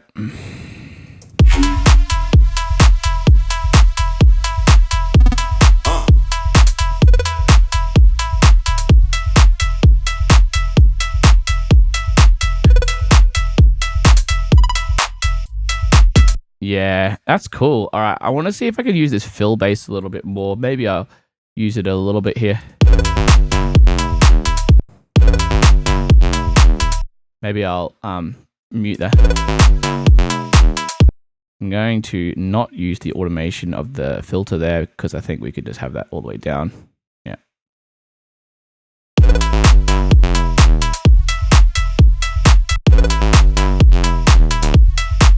Yeah, and then we're going to use those boom, boom, boom. Yeah, just as like a little cool moment. I didn't even copy it correctly. Awesome job, Aiden. Let's copy that. Where, like, it seems like we've got so much to go, but we really don't. Because we just got to finish off a few simple things. Like that. Yep. Maybe like this. Keep the automation up there.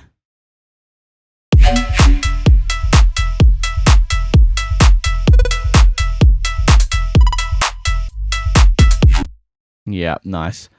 I think that's sounding pretty good. Yeah, I don't think there's a whole lot else I want to add in. Maybe, oh, you know what? I might do the occasional of these little chunky stabs, but not as often. Maybe like here. Oh, just here.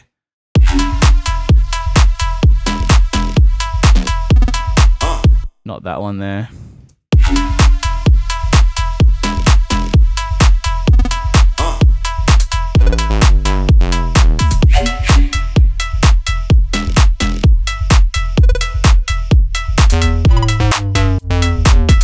Cut those notes out there.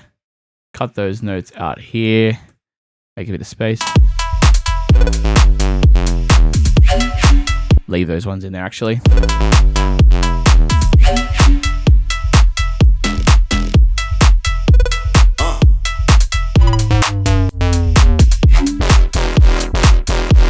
I'll get rid of these notes here.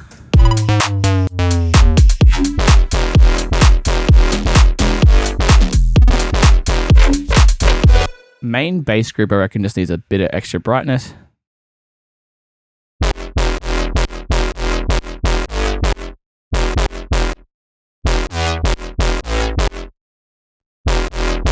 There's a bit of some frequency pile up I want to get rid of here.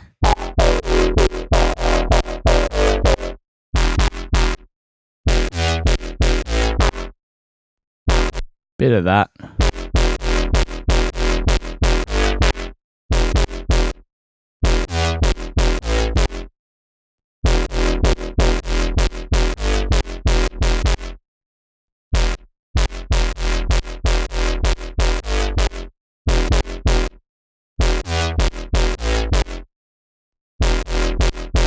Compensate with a bit of volume.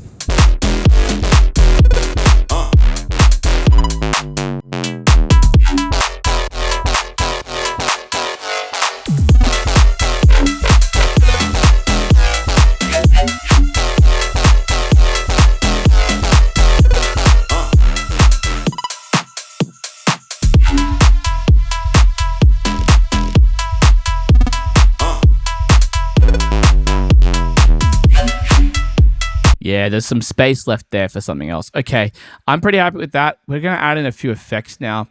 So I'm going to add in like a little impact at certain points. Let's go back to our tutorial. Let's go like a crash symbol if we've got one. Maybe in the second drop we might use that. Maybe not in the first drop.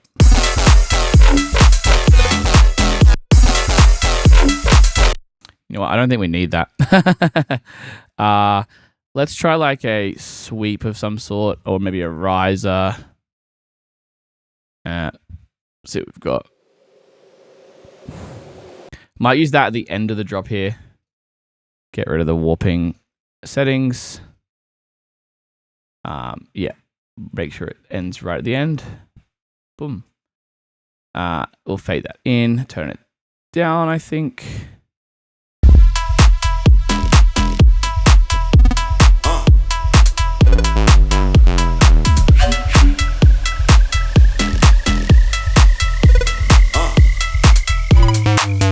All right, I'm gonna add in another sort of sweep effect just to layer it up twice.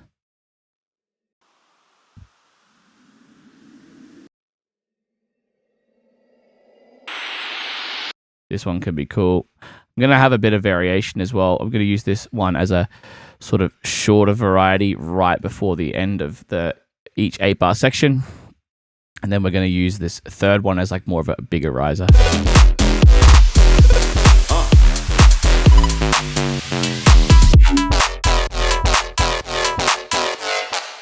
Maybe even shorter, right?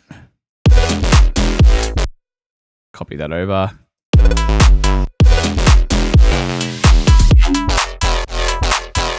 Add a very quick high pass just because there's a bit of low end in the sample. We don't need low end in those risers.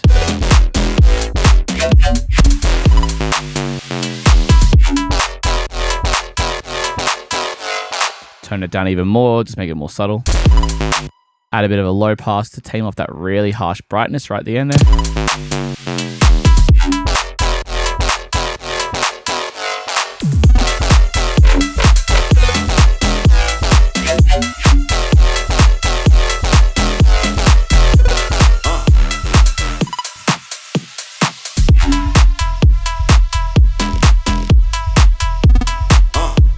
I'm going to find maybe like a little impact sample as well. Just something subtle. Maybe like a melodic techno one could be cool. Not that. Maybe not that either. Let's try this.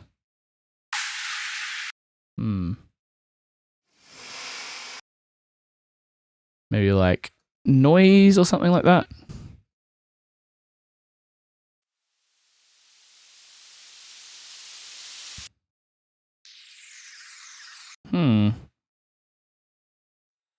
Not really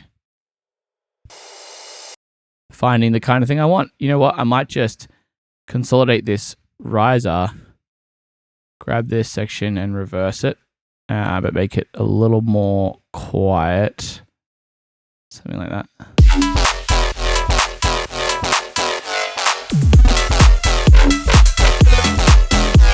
Probably only going to need to use it here, to be honest.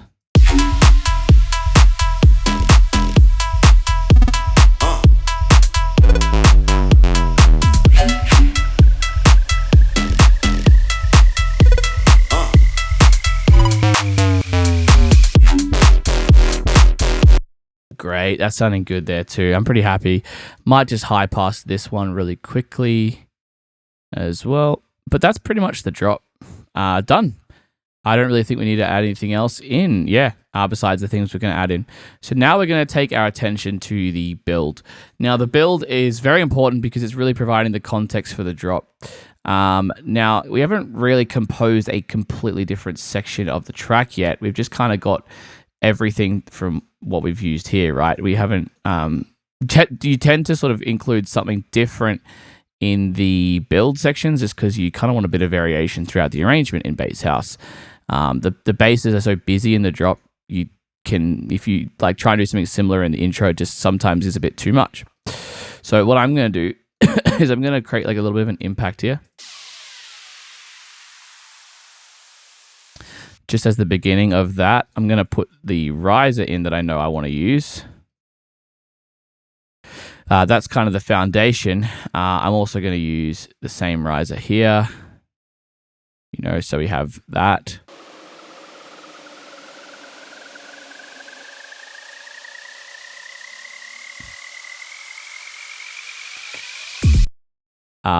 And then I think I want 2 beats before the drop hits where it's a bit of silence. 2.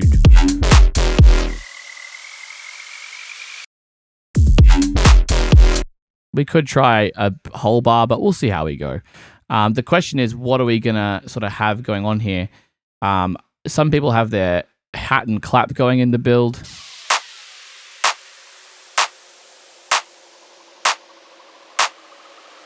Just tends to be quite a simple version of it.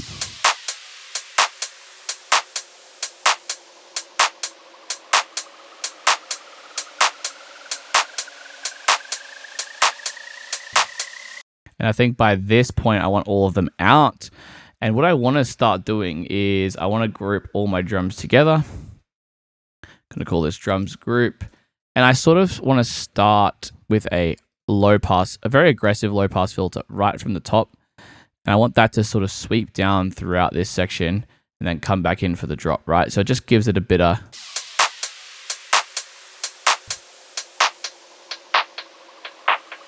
We're going to use the classic bass clef washout, which I think is like unanimous these days. Going to use that on the drums. Mute it there.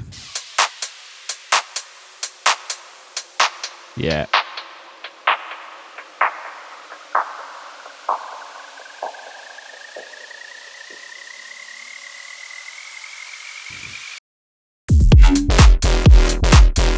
Yeah. So one thing I love to do with my drop is I like to tease the pattern, sometimes the rhythm, sometimes the bassline melody, with a different sound, right? So if we find like just the main sub sound up here, let's create a new MIDI track.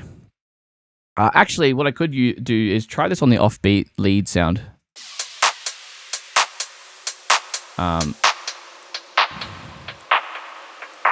Might be a bit low, so we're going to go up. But we're high passed. Okay, so we need to make sure the automation here is not down. So we've got, yeah, point there. Okay, so we just need to make sure.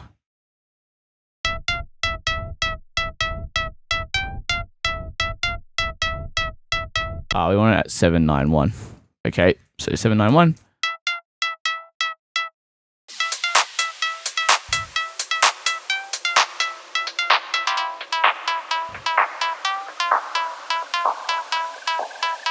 And then in halfway through, I'm going to go up the octave. And then I'm going to loop this, keep going up I'm going to consolidate this all into one clip. So we have this repeating dun dun dun dun dun dun dun dun dun. That's going to create tension because we're just repeating that one half a bar phrase. We're going to go MIDI control and we're going to do a little pitch riser out of this sound.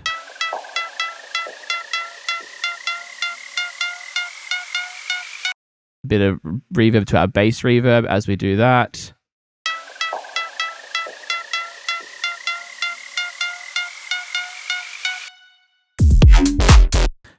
And then yeah, we'll play around with the effect there. We'll automate the high pass as well at this point. Just a bit of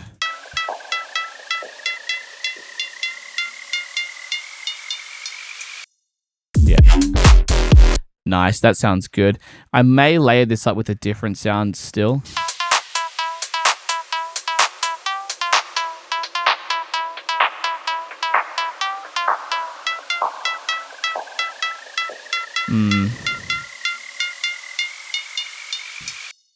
So yeah, one thing I do want is I want to find like a snare I can use for the build. That's going to be a huge part of this. So let's find a snare. You know what? I might use a classic. This is an empty MIDI clip. Yeah, let's use a drum. I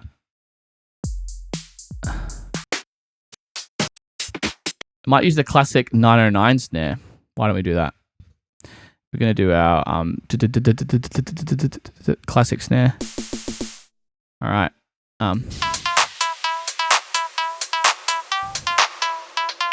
From halfway through.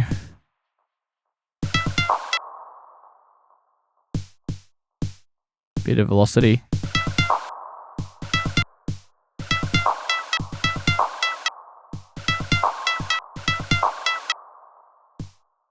Copy that over maybe. Well, that's cool. Let's tune it up.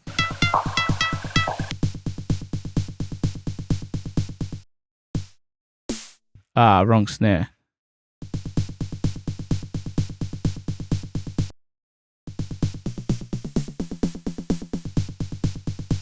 Okay, let's go down to the... Okay, we'll just...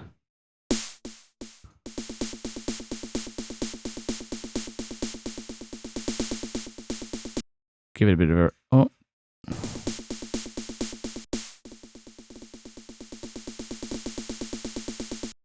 So it still needs a bit of variation. Just to add some movement.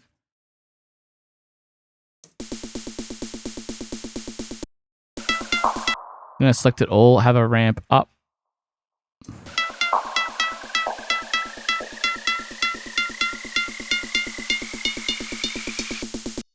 Yeah, I'm not going to get rid of that velocity variation that we had there.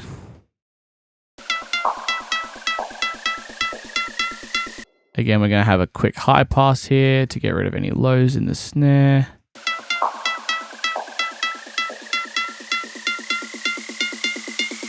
Maybe I'll automate the tune kind of towards the end.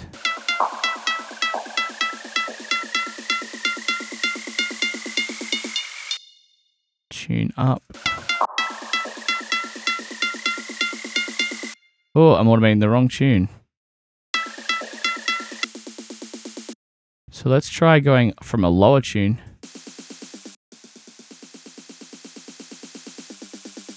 It's not going to work. Try a shifter. Let's try a frequency shifter on it. Go frequency mode, fine tune. That could work better. Yeah. Great.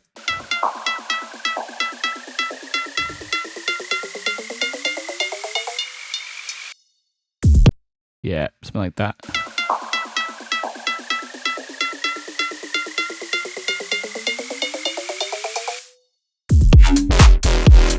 Great. That's sounding really good. What we need, I think, is a... I want to add like a big Reese in here. So a Reese is like a big sort of smoother sounding bass. And I want it to sort of fill out the low end in this section because it's a bit empty. I think we have a sort of that sort of bass somewhere in here. Maybe rave, is it? Nah. Not quite. Oh, I had a cool idea for an alarm sample I might add in. Let's just quickly go through some of these to sort of find the right sound.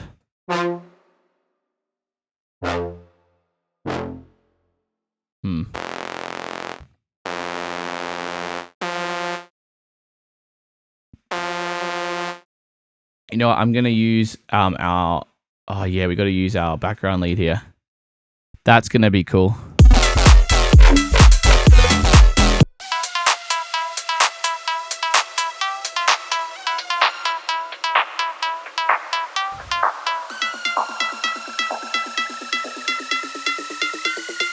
I'm gonna use this 6 synth maybe to compose a little bit of a melody.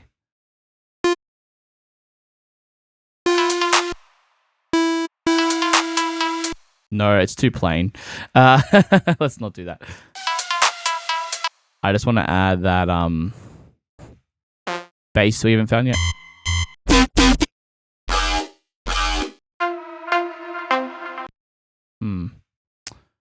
Yeah, there was definitely a Reese in here somewhere.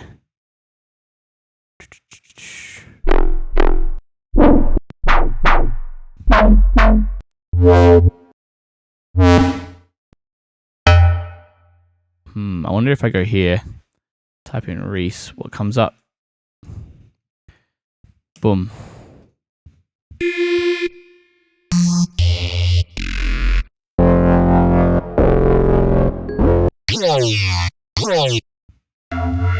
No.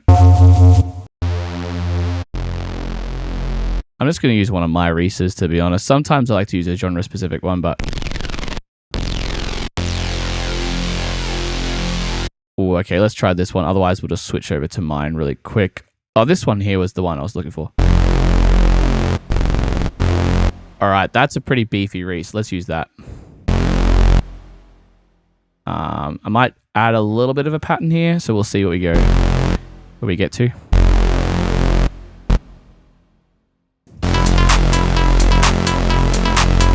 Gonna add a bit of a filter on. It's a bit too beefy. I'm also gonna turn it down.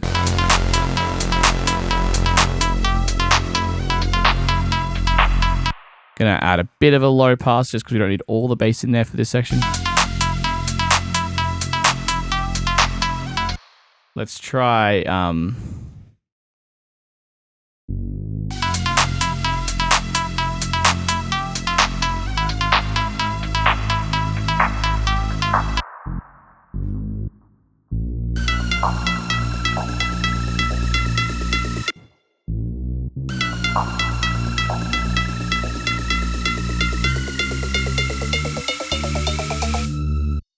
yeah. Bit of like a note riser. Oh, we gotta go F.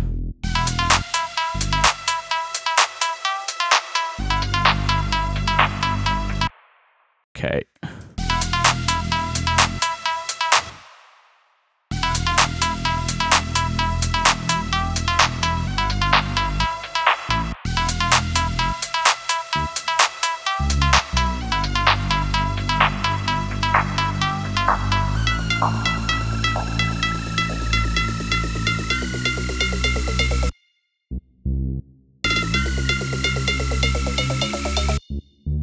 There you go.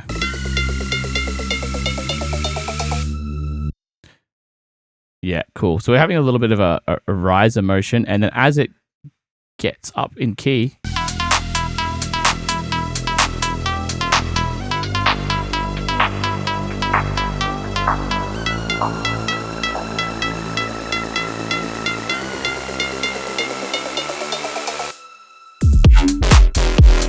yeah, that's it. All right, that sounds great.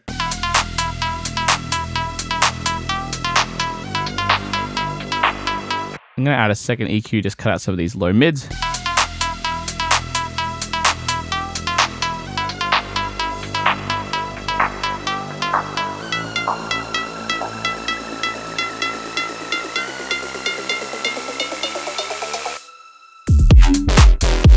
Yep, awesome. Okay, I'm going to see if I can find like an alarm sound in the background here. It might be a bit too much with the background lead, but whatever. We'll see what happens.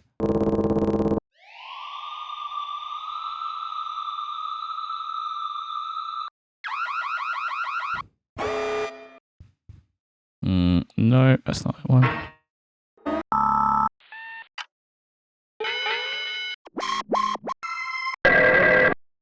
Not very good samples, have we? They're all...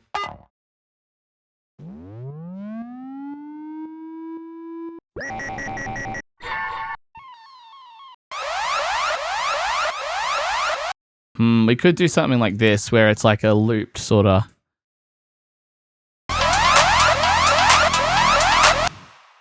Let's like loop it 1 bar. Maybe we'll go like here.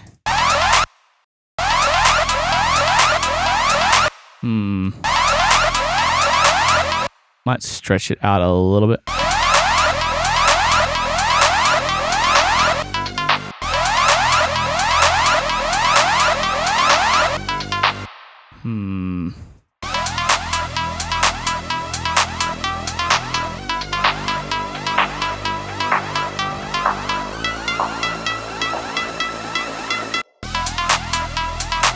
Okay, we're going to find another impact sample.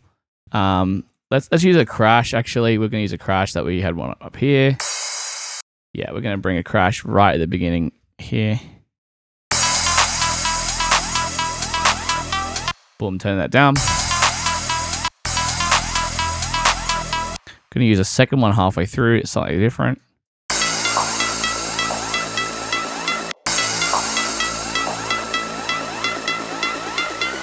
We're going to go sub impact if there's possibly one that we could use. Let's go impact. Let's go to splice really quick. Sub impact, see if we can find something good.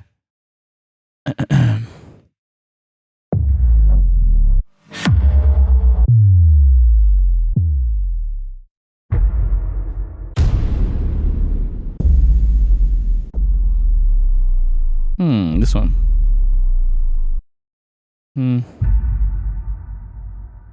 This one could be cool halfway through. Because as the bass comes out of that reese, there's a bit of space in the low end we can sort of fill in with the impact. Otherwise, if there's the reese there, it's going to be a bit too muddy. So I'm thinking we put this sort of like right halfway through here.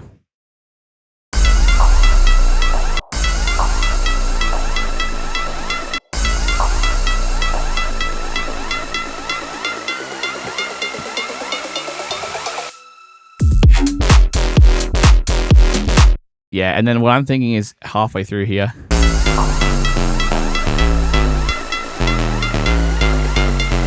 So we want a clip that is not looped. We want it to be longer, and I want this pattern to repeat the whole way through the clip.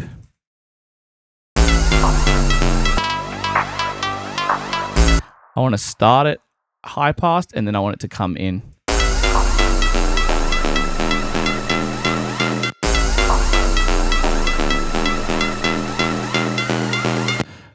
Have it come down to 0 here.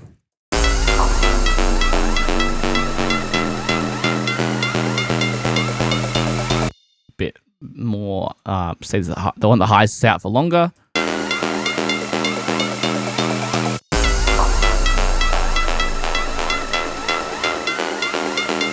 I want the fades on this to come up, so I'm going to add a utility. Boom, we're just going to fade this up over time.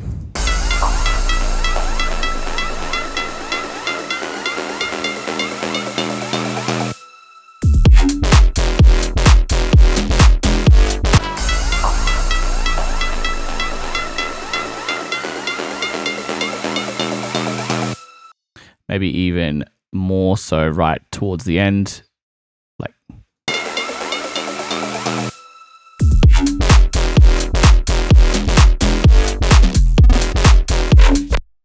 yeah, and then I think I just want to take like a let's do a little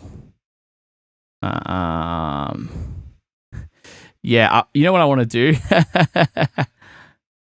I want to take all the bass sounds and I just want to like resample them really quickly and sort of do something weird and like sort of just creative. Makes sense. So I'm just going to resample everything quickly.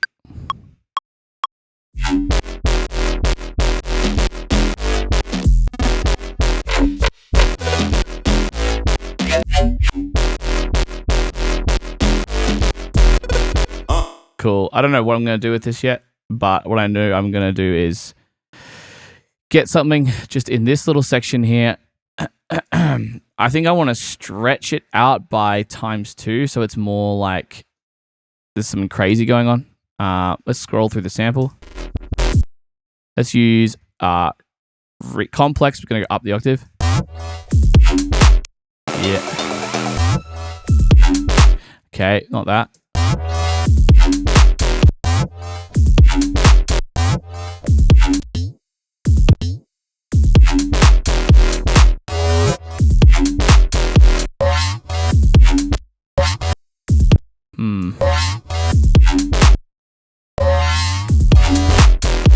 Yeah, that could be cool. Maybe up an octave again. Maybe tones.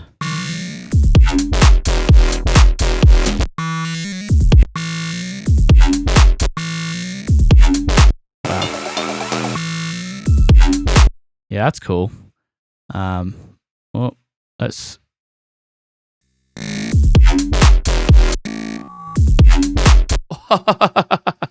Yeah, that's sick. Okay. We're just going to quickly chuck like a shaper box on, I reckon, just to add a bit of something fun processing wise. Just grab a random preset. Oh. Yeah, come on. All right, we're going to freeze and flatten that. That's sick. So we just create like a little fill from the bass resample effects stretching. I'm going to add a bit of OTT to that just because we probably need it, and a bit of EQ. Boom and boom.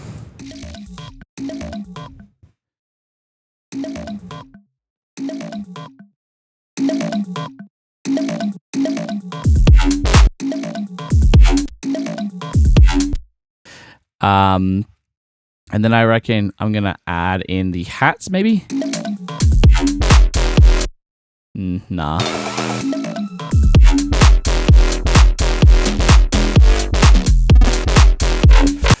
One thing I am going to do is with our background lead is I'm going to mute the channel right here because there's a bit of a reverb tail I don't want to continue.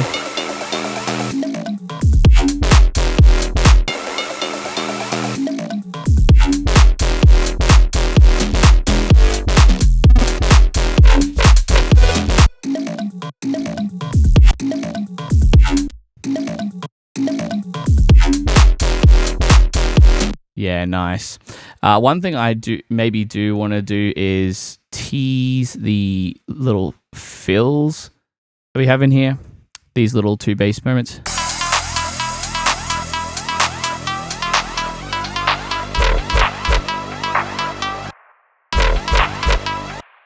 Yeah. We're probably going to need to have like a washout on them. So we're going to copy the washout, I think, for now. I'm going to make sure the sidechain trigger is copied over, I think.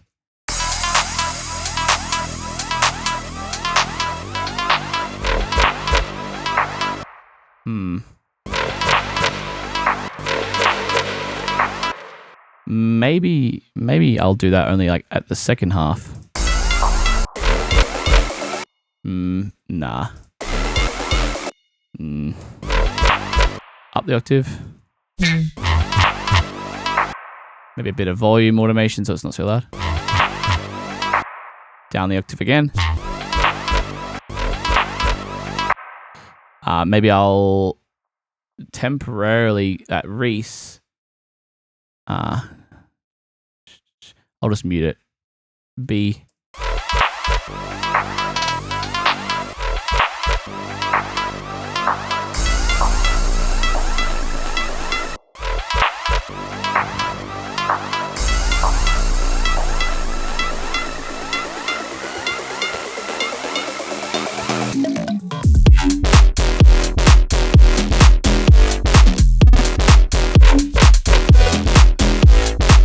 Might use this 6 synth halfway through here.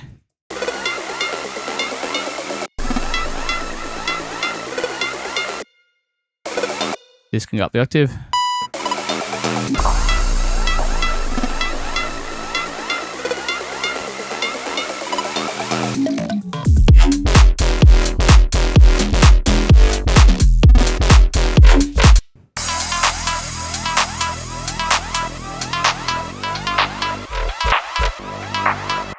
I think that bass getting muted there is a little too much. Instead, I'm just going to high pass out this section.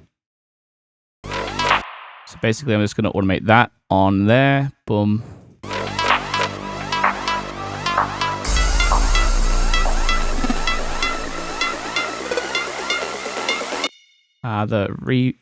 This all can be deleted. This can just all stay up, really reverbed.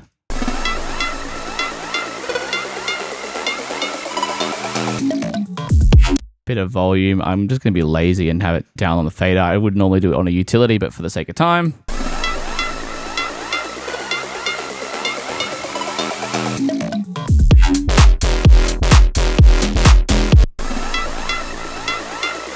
Wondering if I'm going to use the tambourine in here.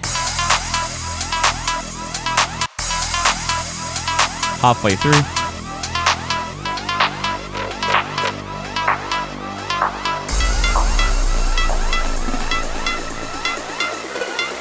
Consolidate this, fade it out over time. Less bass from here.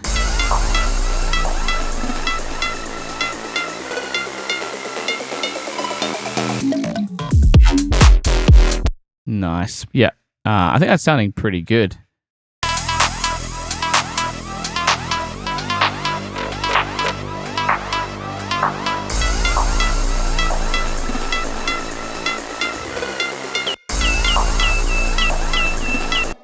I was just trying pitching it up to this one.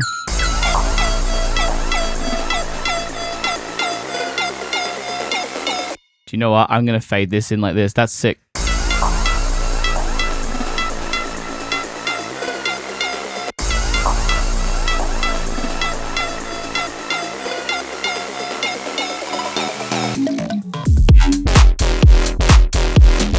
Nice. Okay, quick hack. I'm going to add a utility on the master. We're going to pull this whole master down right before the drop hits by like 2 dB, I reckon. Yeah.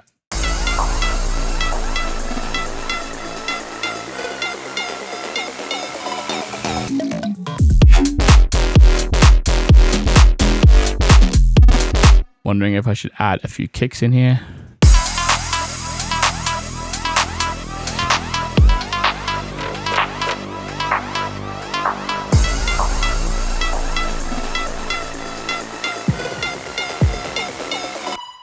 I reckon we go boom, boom, boom, boom. Yeah.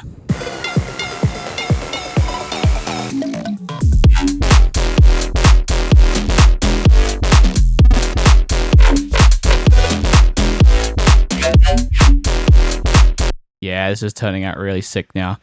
Okay, that's pretty much the build. We're going to sort of flesh out the build a bit more so it extends into the into this section. I'm going to lock the automation. So we're going to copy over the Reese pattern here. We're going to have that loop.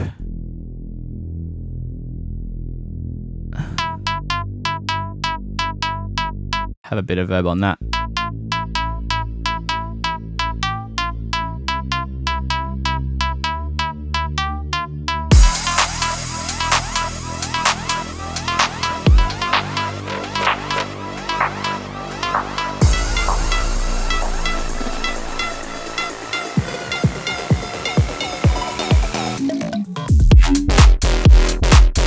Yeah, okay, so this is sounding really good already. I'm going to bring this crash over here.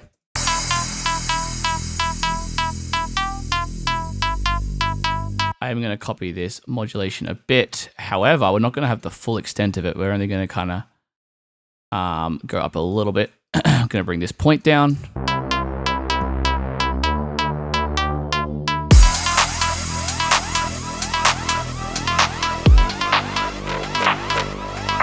reverse this here.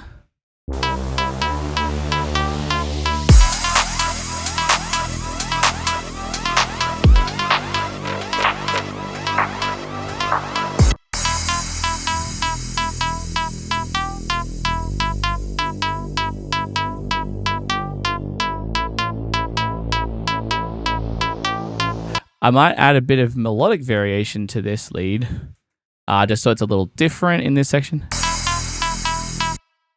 Dun. Let's fold the scale.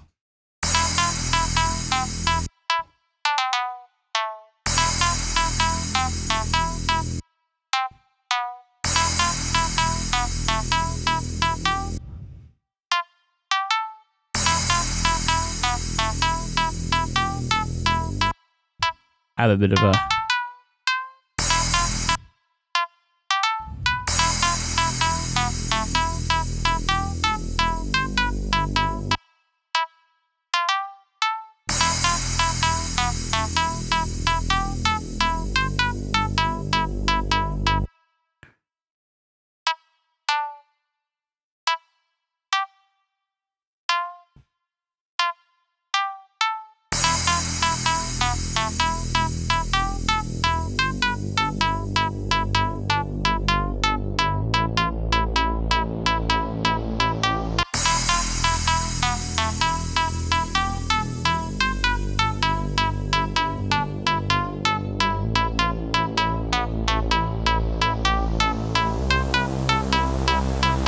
I'm going to duplicate this channel.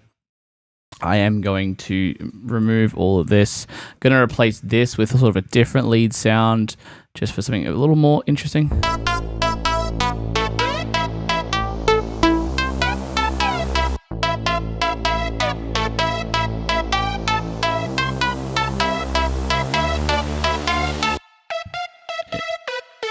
Yeah, that's cool. I'm going to change some of this sound design.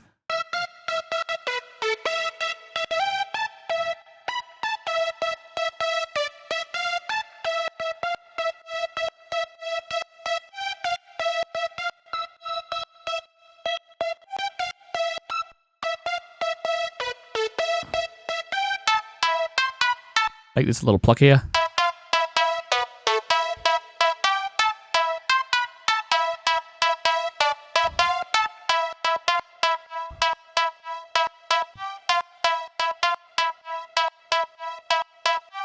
And then in this sound, I might extend this out a little bit.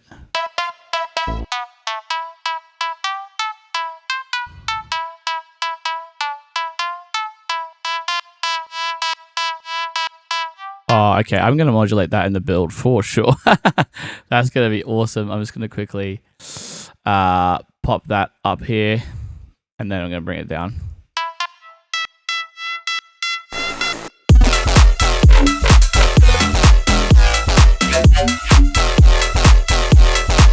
I'm going to get rid of that sound here.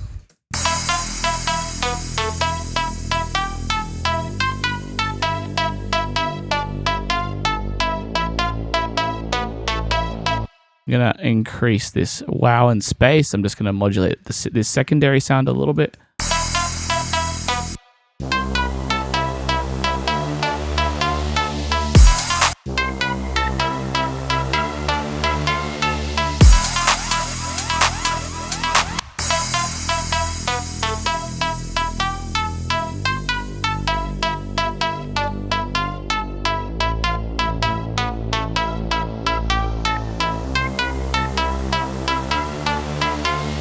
Maybe have this in here, just like coming in on a very, very, very slow fader. Something like this.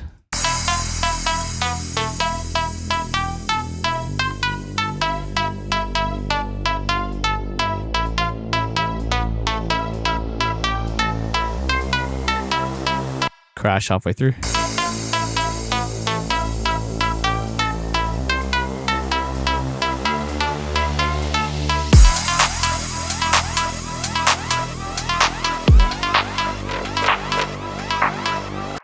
I might have this sound. I'm going to consolidate it, reverse it, and then see if this kind of flows into this.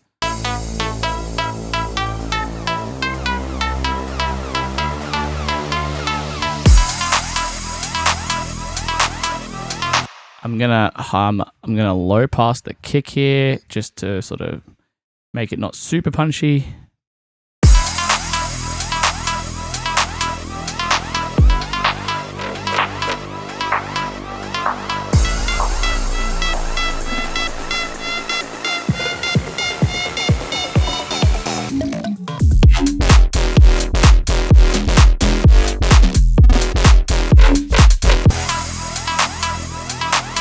Yeah, that's sick. Okay, I'm happy with this breakdown, to be honest.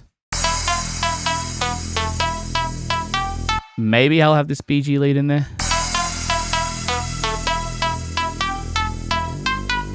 Nah, I'll bring it in here.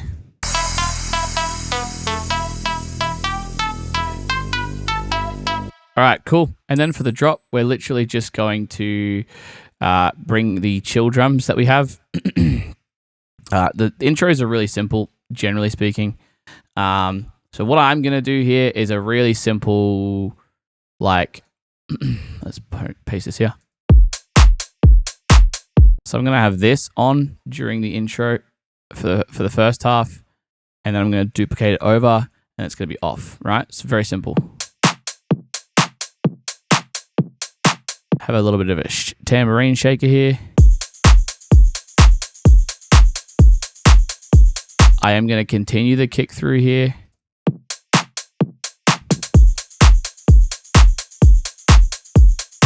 I'm going to EQ this tambourine. It sounds a little hollow on its own.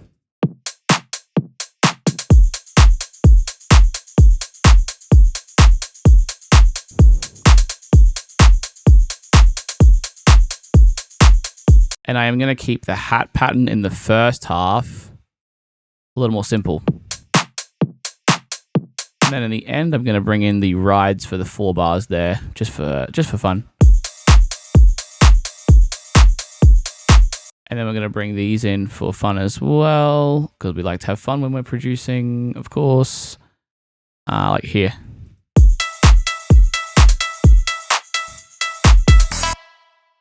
And I would say we are going to, are we having any sort of fade in here? I might just do it on the EQ8, fade it in a little bit. And then bring it in the high pass. I'm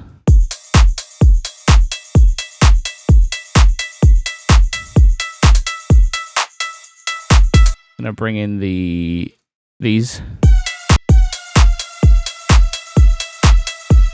These are going to be in from the intro, I reckon. Just keep them going.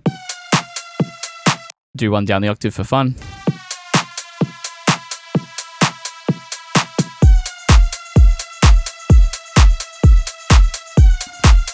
Yeah, nice. We're going to have... So we're going to have...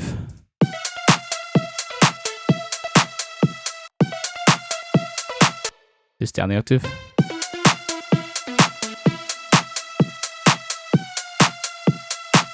We're going to have a little bit more of a low pass in the intro here. We're going to slowly bring that in like this.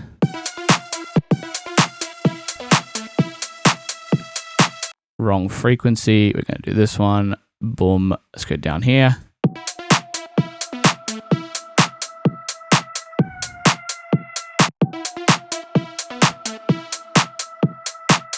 Add a bit of delay here.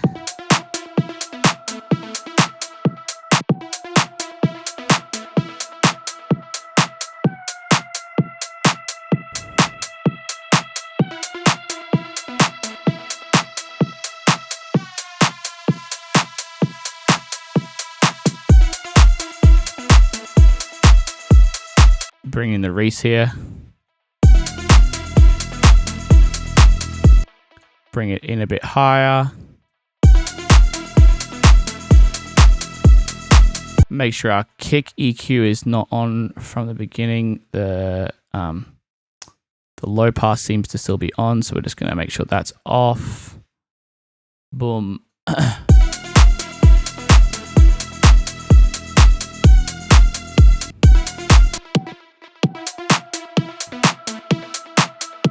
Yeah. Crash. This crash here.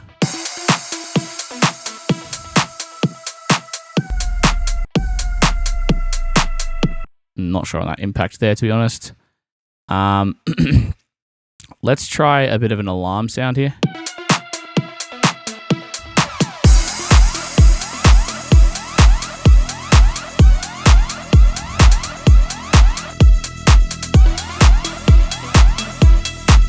Nah, I don't think so.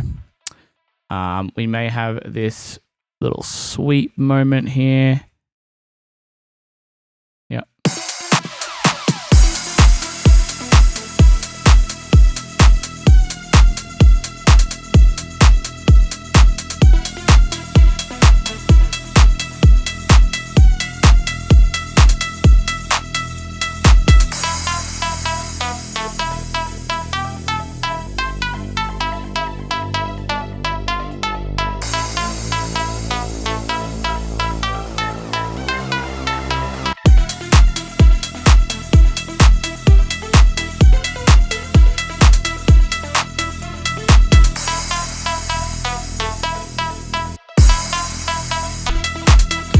Yeah, that kick variation is nicer there.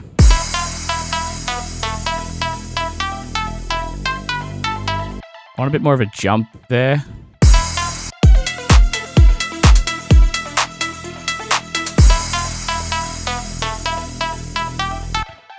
Also could like go up the other way a little bit.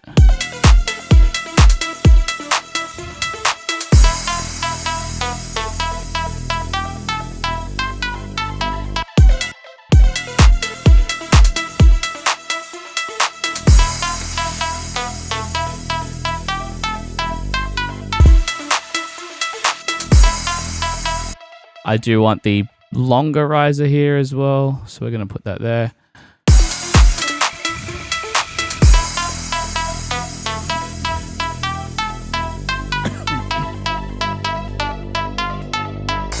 I'm going to chill the delay out here, I reckon, a little bit more. And then we're going to have it come in sort of more towards the end.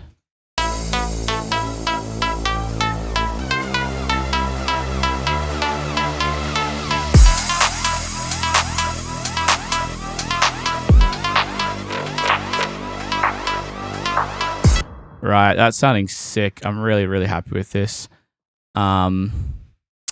Let's pull in a few more of these sounds, I reckon, in the intro. Maybe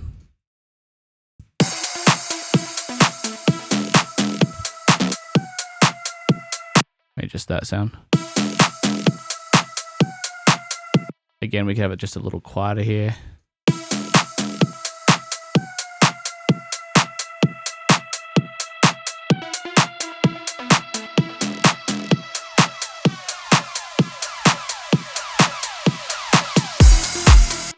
This sound could be cool.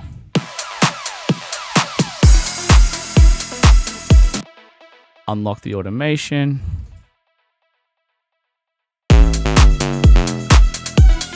Copy this one instead, maybe.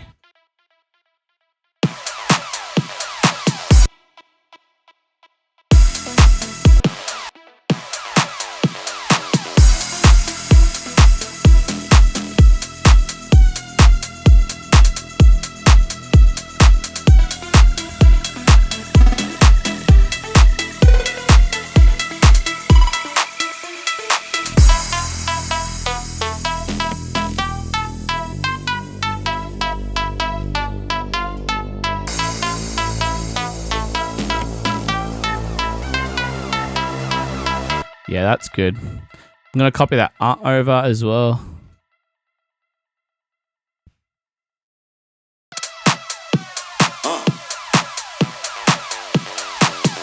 Change the delay there.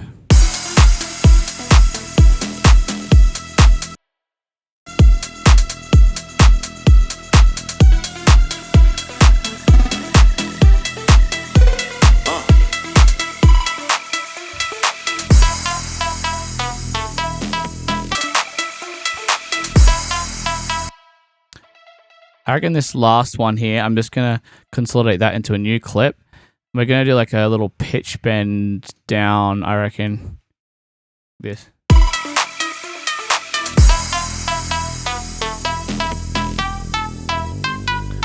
Get rid of that there.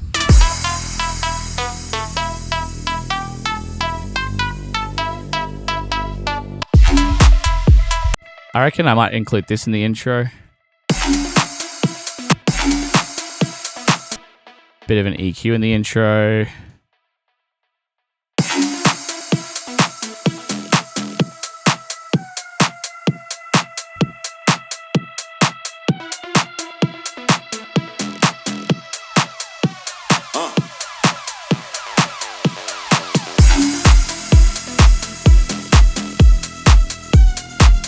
Copy this pattern maybe.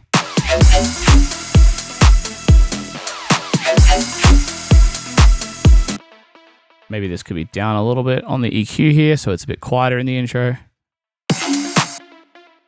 Keep that automation going.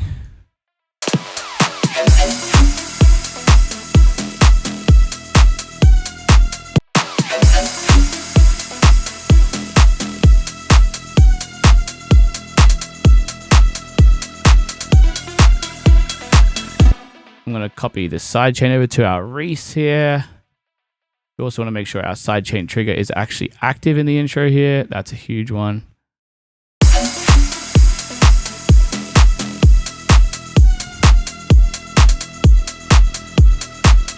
Kick can go down just a bit.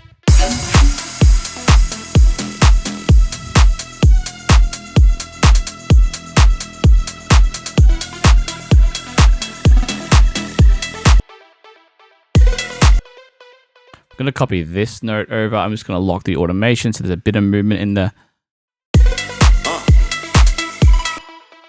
Like this. Bam. Yeah. Come on, why is the automation not looking? Should have just stayed like that. All right, try this.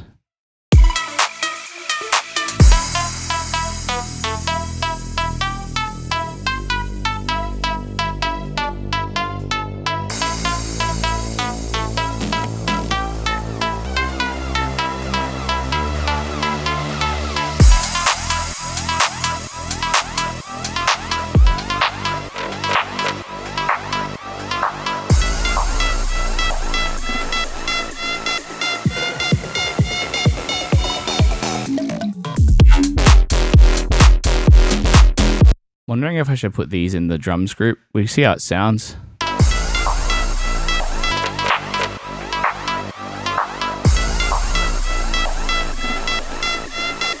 Not the Cashmere one.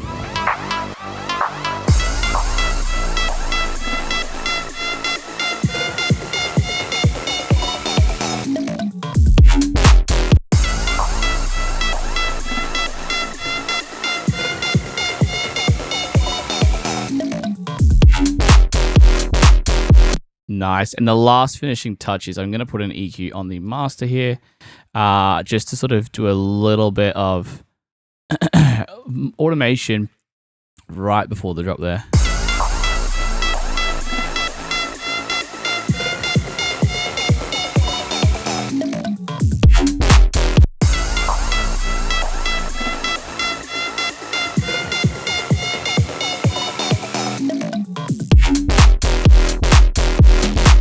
A little bit of release there.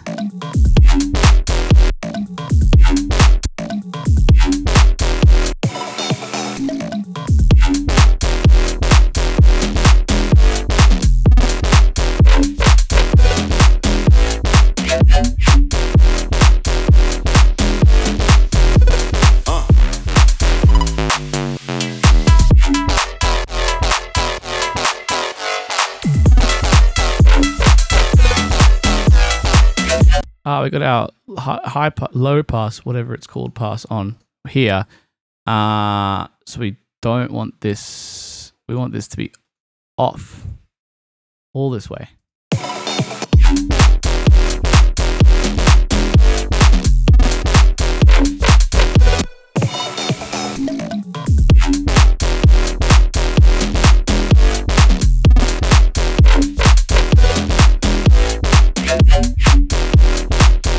This is sounding sick. Okay, we've got a full arrangement here. I'm not going to do the rest of the track, but you could very well copy over these elements and fill out the rest of the arrangement.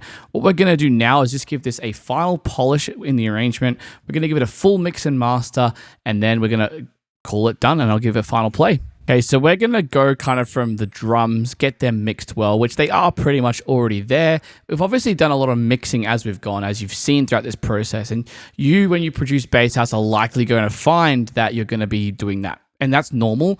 But this final check at the end just allows you to sort of dial in the results 100%. So what I'm going to do here is I'm going to first go to my drums group and just give it a listen at the drop in particular, at the loudest part of the drop here.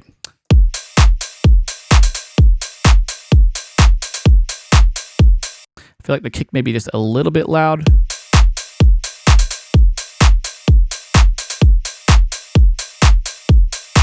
Yeah, I think the general drum mix is actually pretty good. I'm just going to go quick one by one.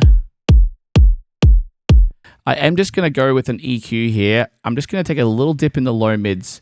There is a bit of a frequency here. I'm not 100% on.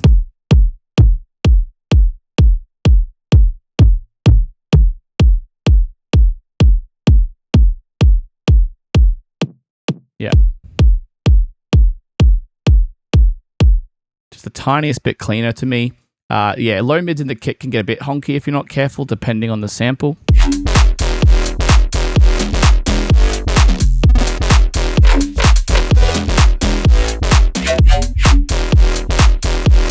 That's all I need to do there, I think, for that one.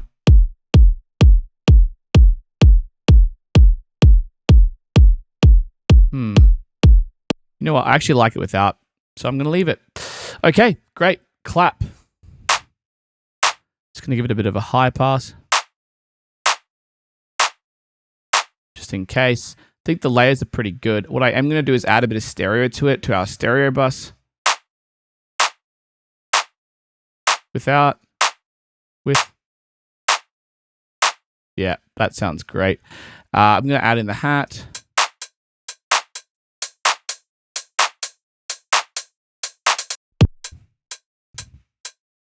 Yeah. Don't really need that low end there.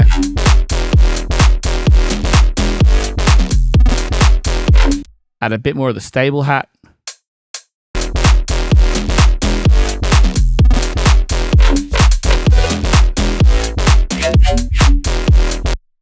Not.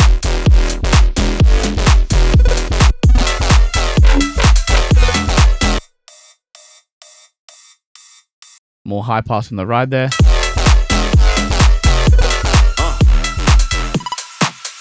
This sample. Yeah. Not much high, not much low end. I think that's pretty good as is. Cashmere sample. Tame the highs a little bit with a low pass.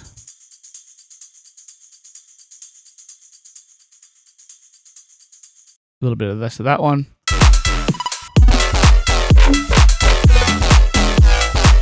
Bring it up to compensate.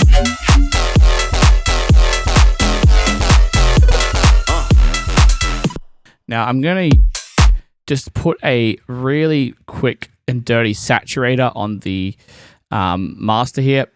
Now, I'm not going to drive it or anything. This is just to control any peaks. I don't think we're going to get tons. It also just gives it a tiny bit of extra dirtiness, which I don't mind.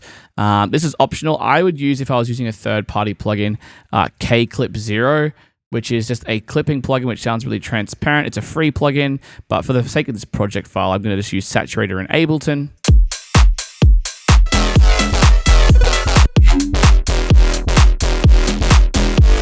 Drums are sounding good. All right, now that we've got our drums, let's bring in our basses again.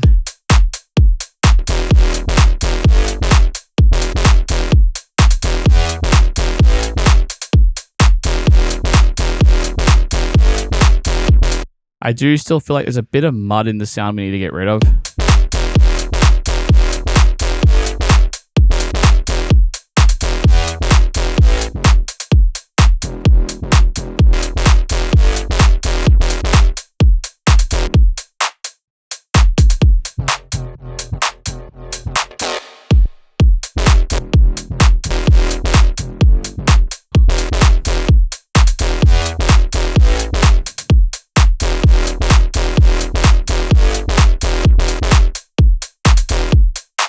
I think that's a lot better.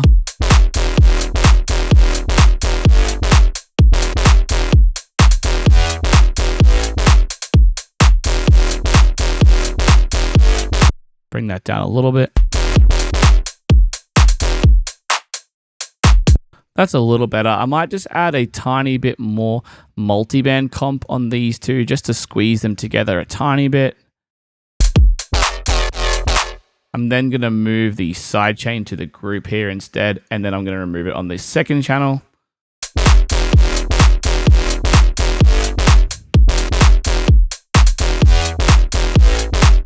I'm going to turn it off on the high band here, so we're just getting, I'll leave it on, but just no compression.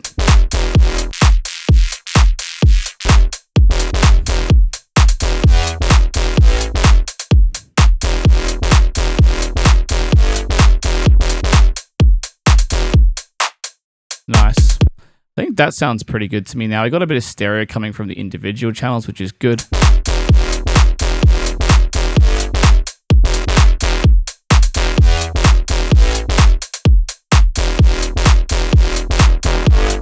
So before and after is crazy.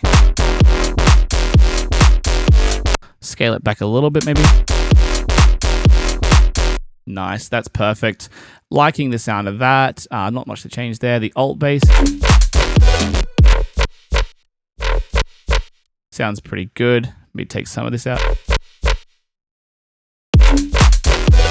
Also going to give the sub a little more, I reckon, on the group level here. On the main bass, I should have done that.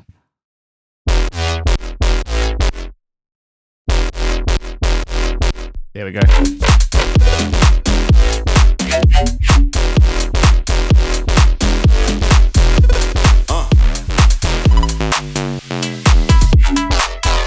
All right, let's listen to this sound here. Bit too much sub.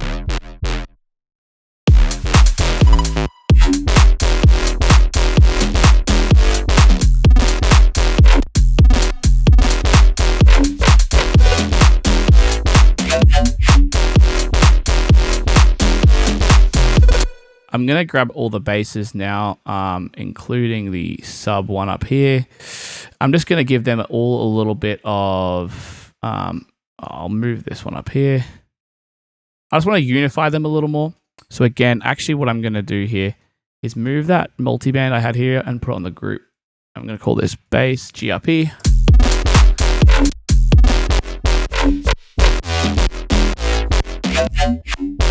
Make them all feel a little more unified, right?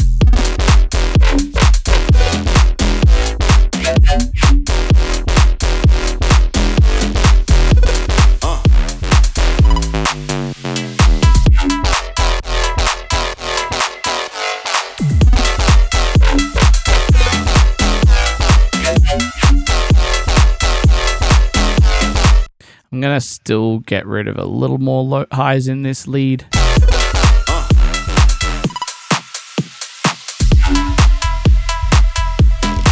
Might keep that pluck going through here.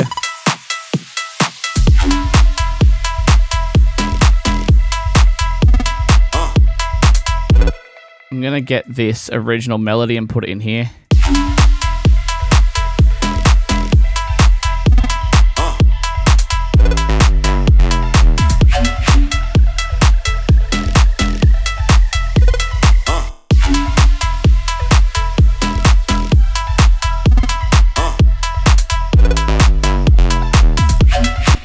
Turn down the space there.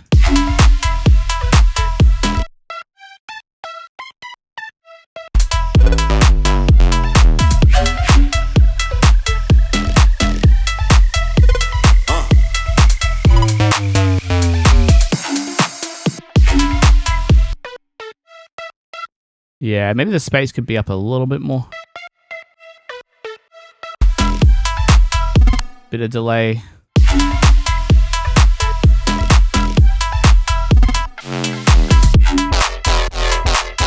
Delete that there.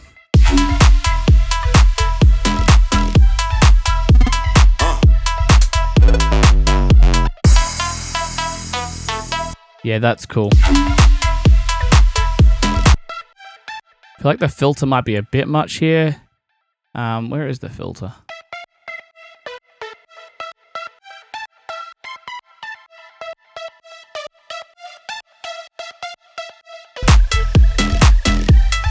Bit more brightness.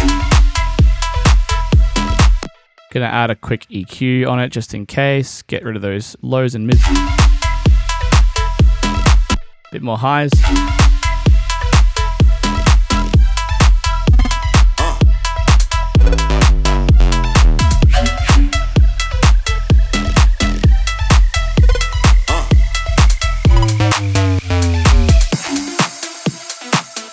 Cut the highs out here.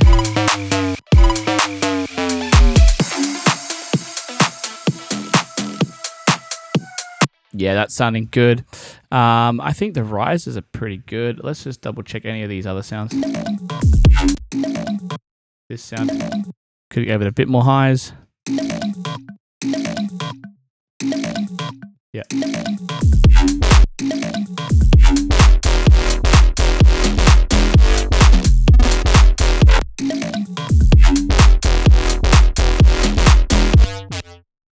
I think this bass here could do with a bit of a high pass. Get some of those textures out a bit more.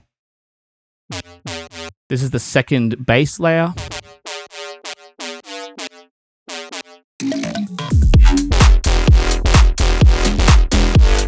Yeah, that's already a little bit cleaner there.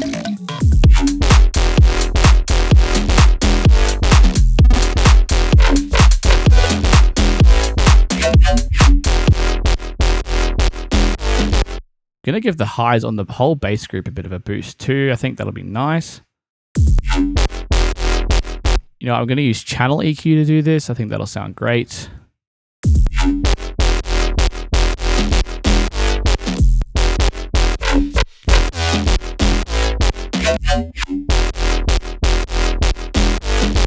Just a safety limiter on there as well in case.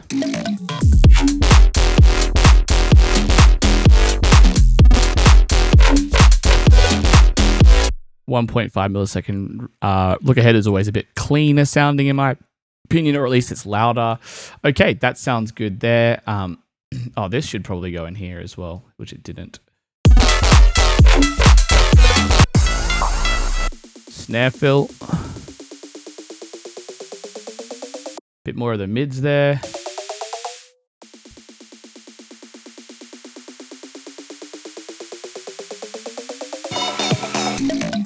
Bit of stereo on that. Bit of reverb on that as well, maybe.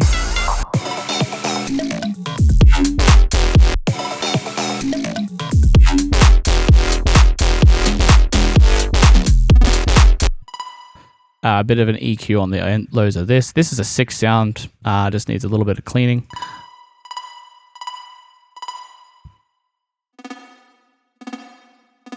Just around there where that fundamental of that lower sound is. Stereo. Yeah, it just pops out there.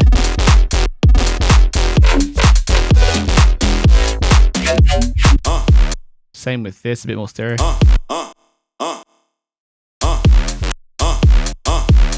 Yeah. Nice. That's good. Background lead. Stereo as well. Less of those low, like upper mids.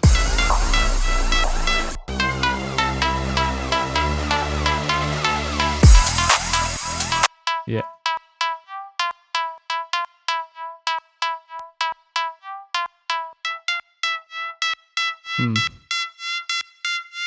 Some of those 3K frequencies still a bit nasty. Bit more OTT.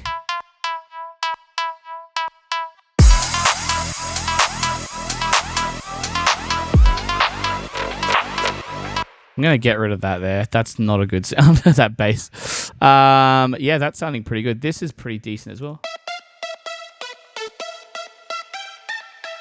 A little bit less of that fundamental.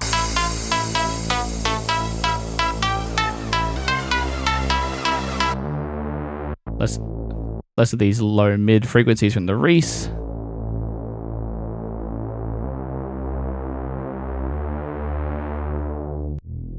Yeah, that's nice.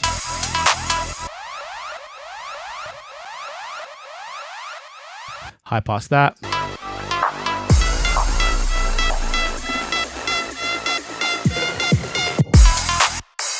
High pass the crashes. Boom. This one as well. There we go. That's nice.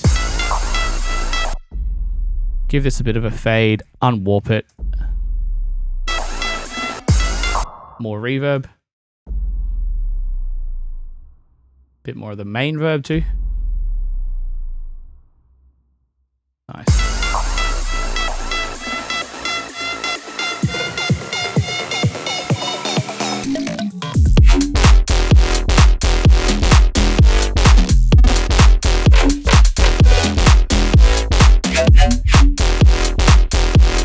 Sick.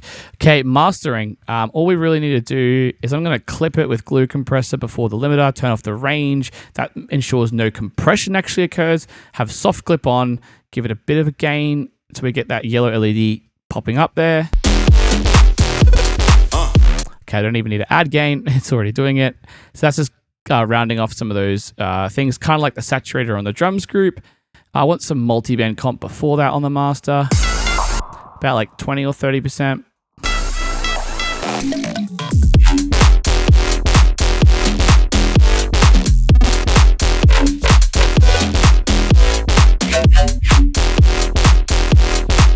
Gonna listen to the mid channel only.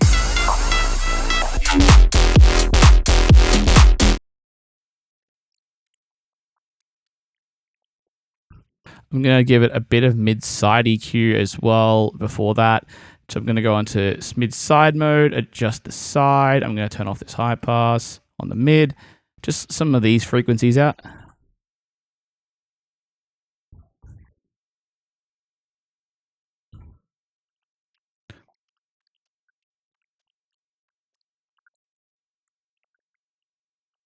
More highs. You generally want more highs in the side channel and less of the mids. You don't want to get rid of them completely, but this does a good job of just balancing them out. So before... in the drop, let's play it. Before.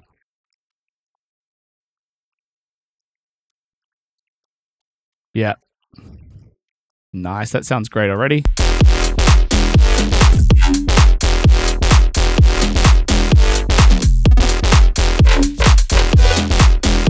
Nice, and then we just need to go into our limiter, which we had on for the sakes of recording, but let's just give it a final loudness boost, turn on our loudness meter on Pro L2 here, and see where we're hitting. We want to hit around -5 to -6 with bass house, so let's see if we're already close to that.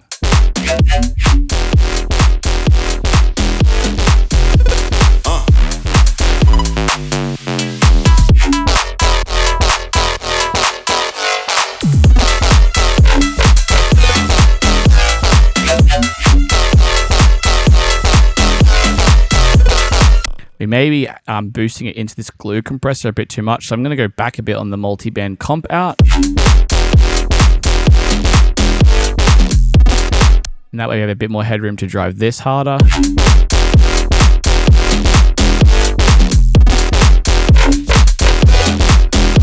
I want to do a final quick bit of mastering EQ right before this clipper. Just take out some of the harshness around 2 to 3K.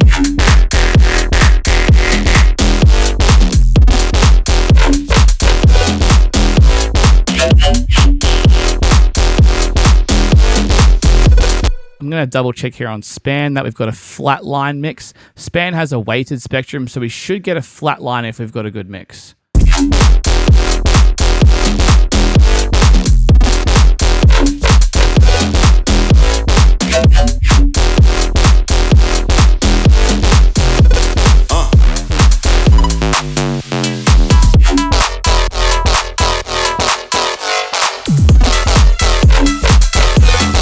Yeah, I think that's actually pretty sick.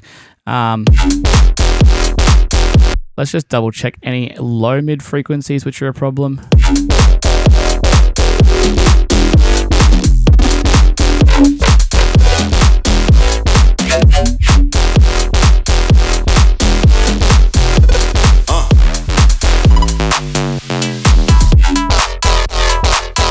And maybe a little dip around the upper mids, highs.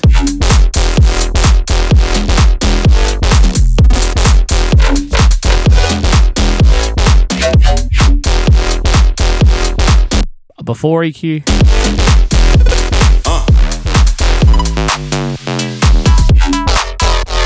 Yeah, that's way better.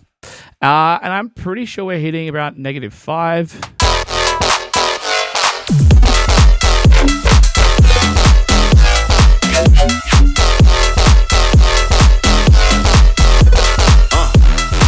Again, we're just going to bring it out a little bit before the EQ again, maybe another dB.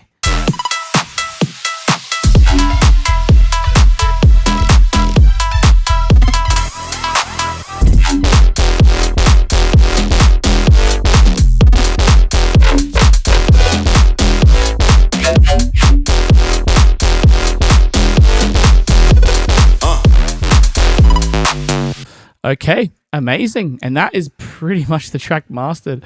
I'm going to collapse everything. Let's just do one final check to make sure it's good against our reference. Bring that.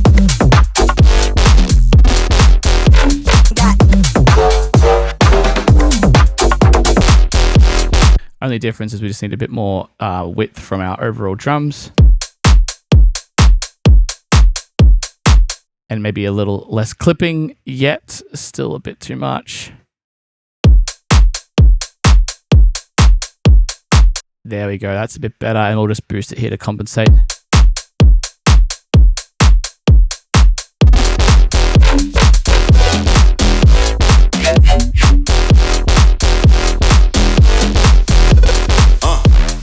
Waving a wrist lot, decks in a mix.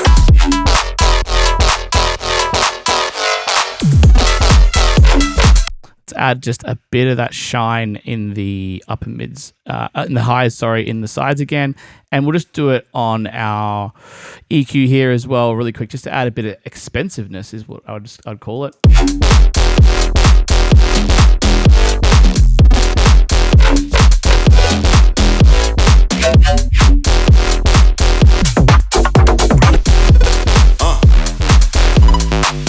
And I just, bring a little bit more of the low mids out, just in general.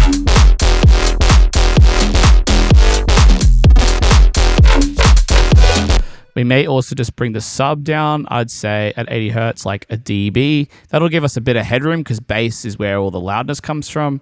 This allows us to push it probably a little half a dB more or so.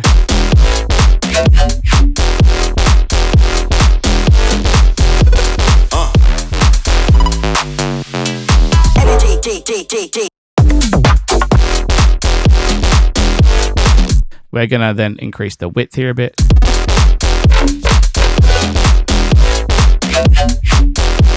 that.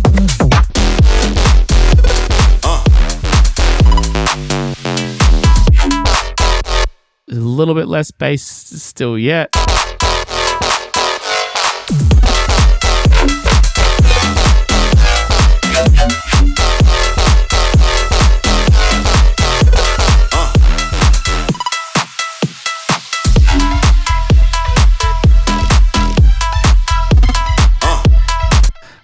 Yeah, that's sounding pretty good to me.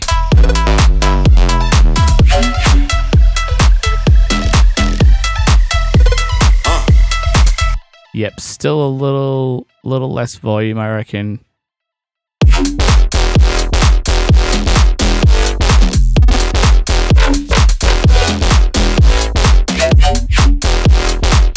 Yeah, that clipping now works way better. Bring that. We got a reference track that sounds like ours, or should I say the other way around? And that's it, guys. If you followed along this far, congratulations. Hope you learned a lot. Let's give our final track a listen with where we got to and appreciate where we got to in the end. If you have any questions I didn't cover specifically in this course, just let me know in the comments, guys. But let's enjoy the fruits of our labor.